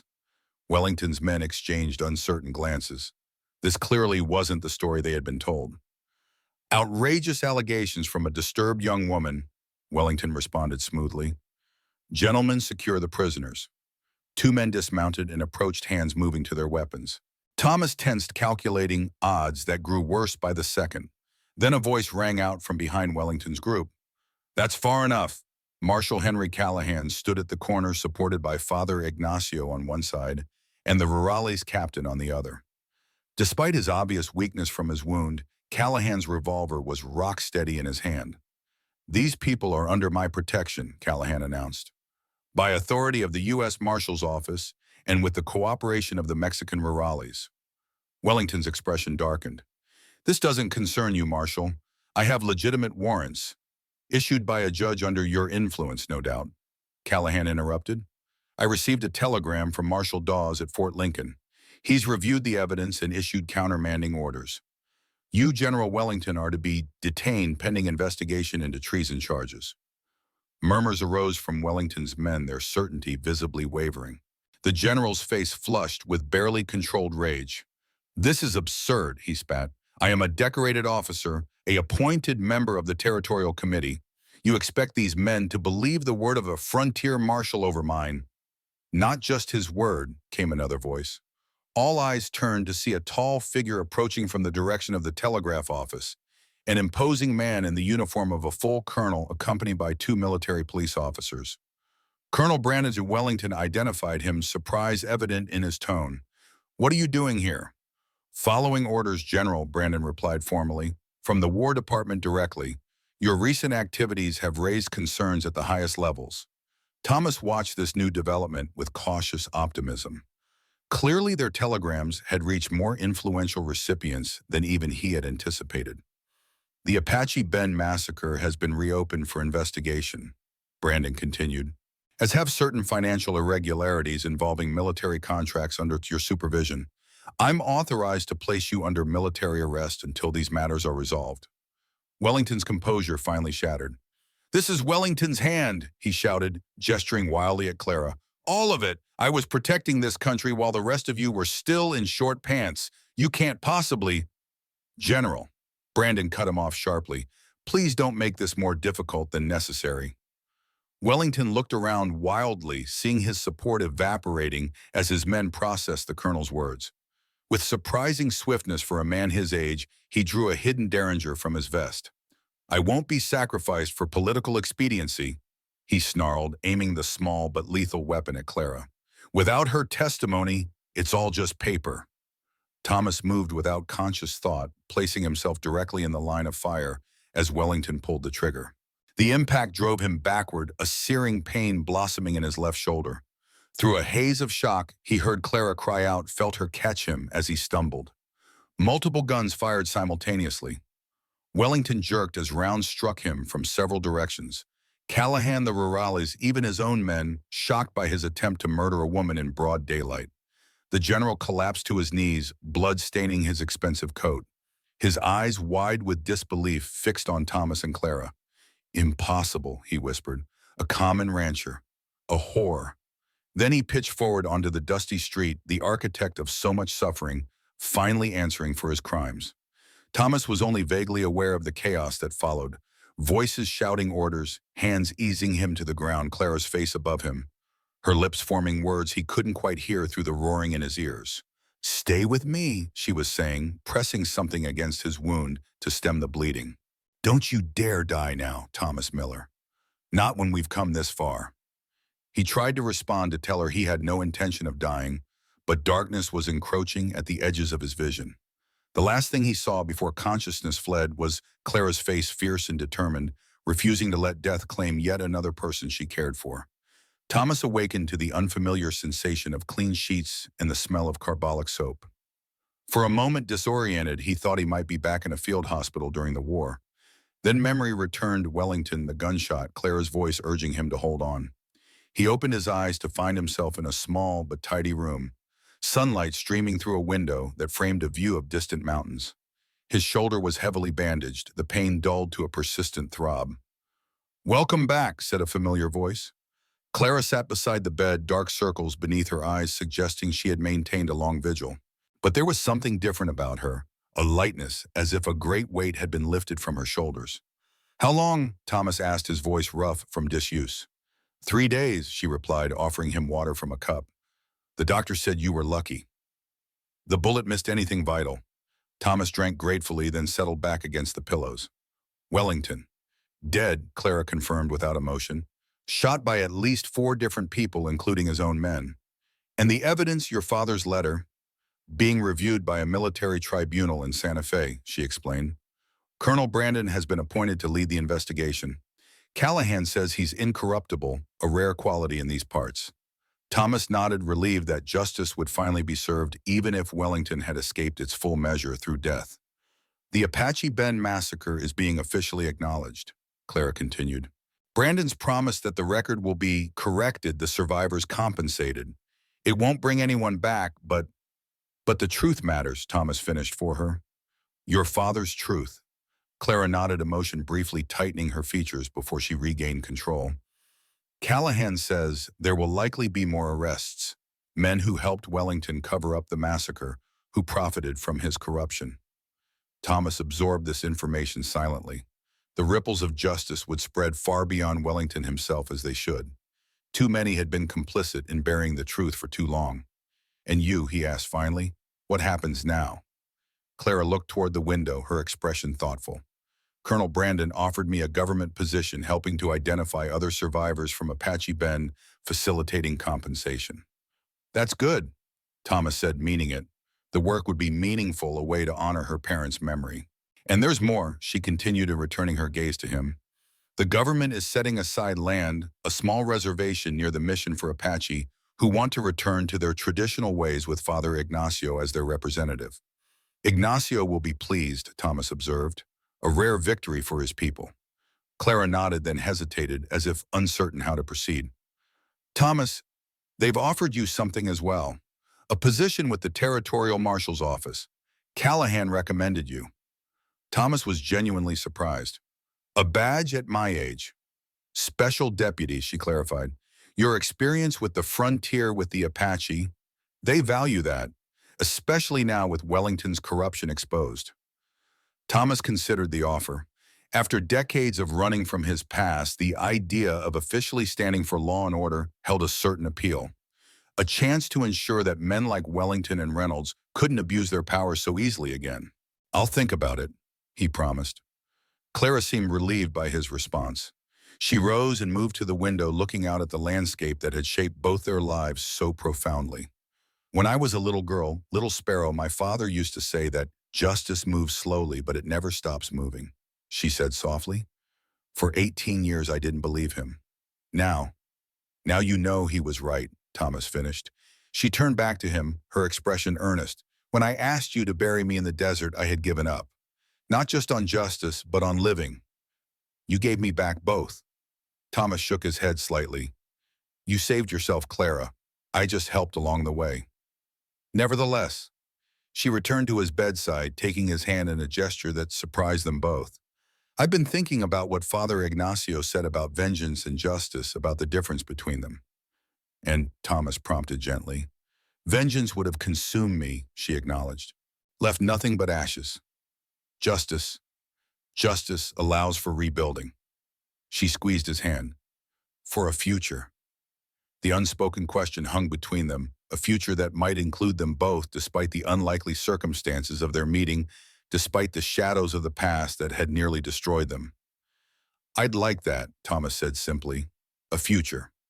Clara's smile was like sunrise after the longest night, tentative at first, then radiant with possibilities neither had dared imagine until this moment.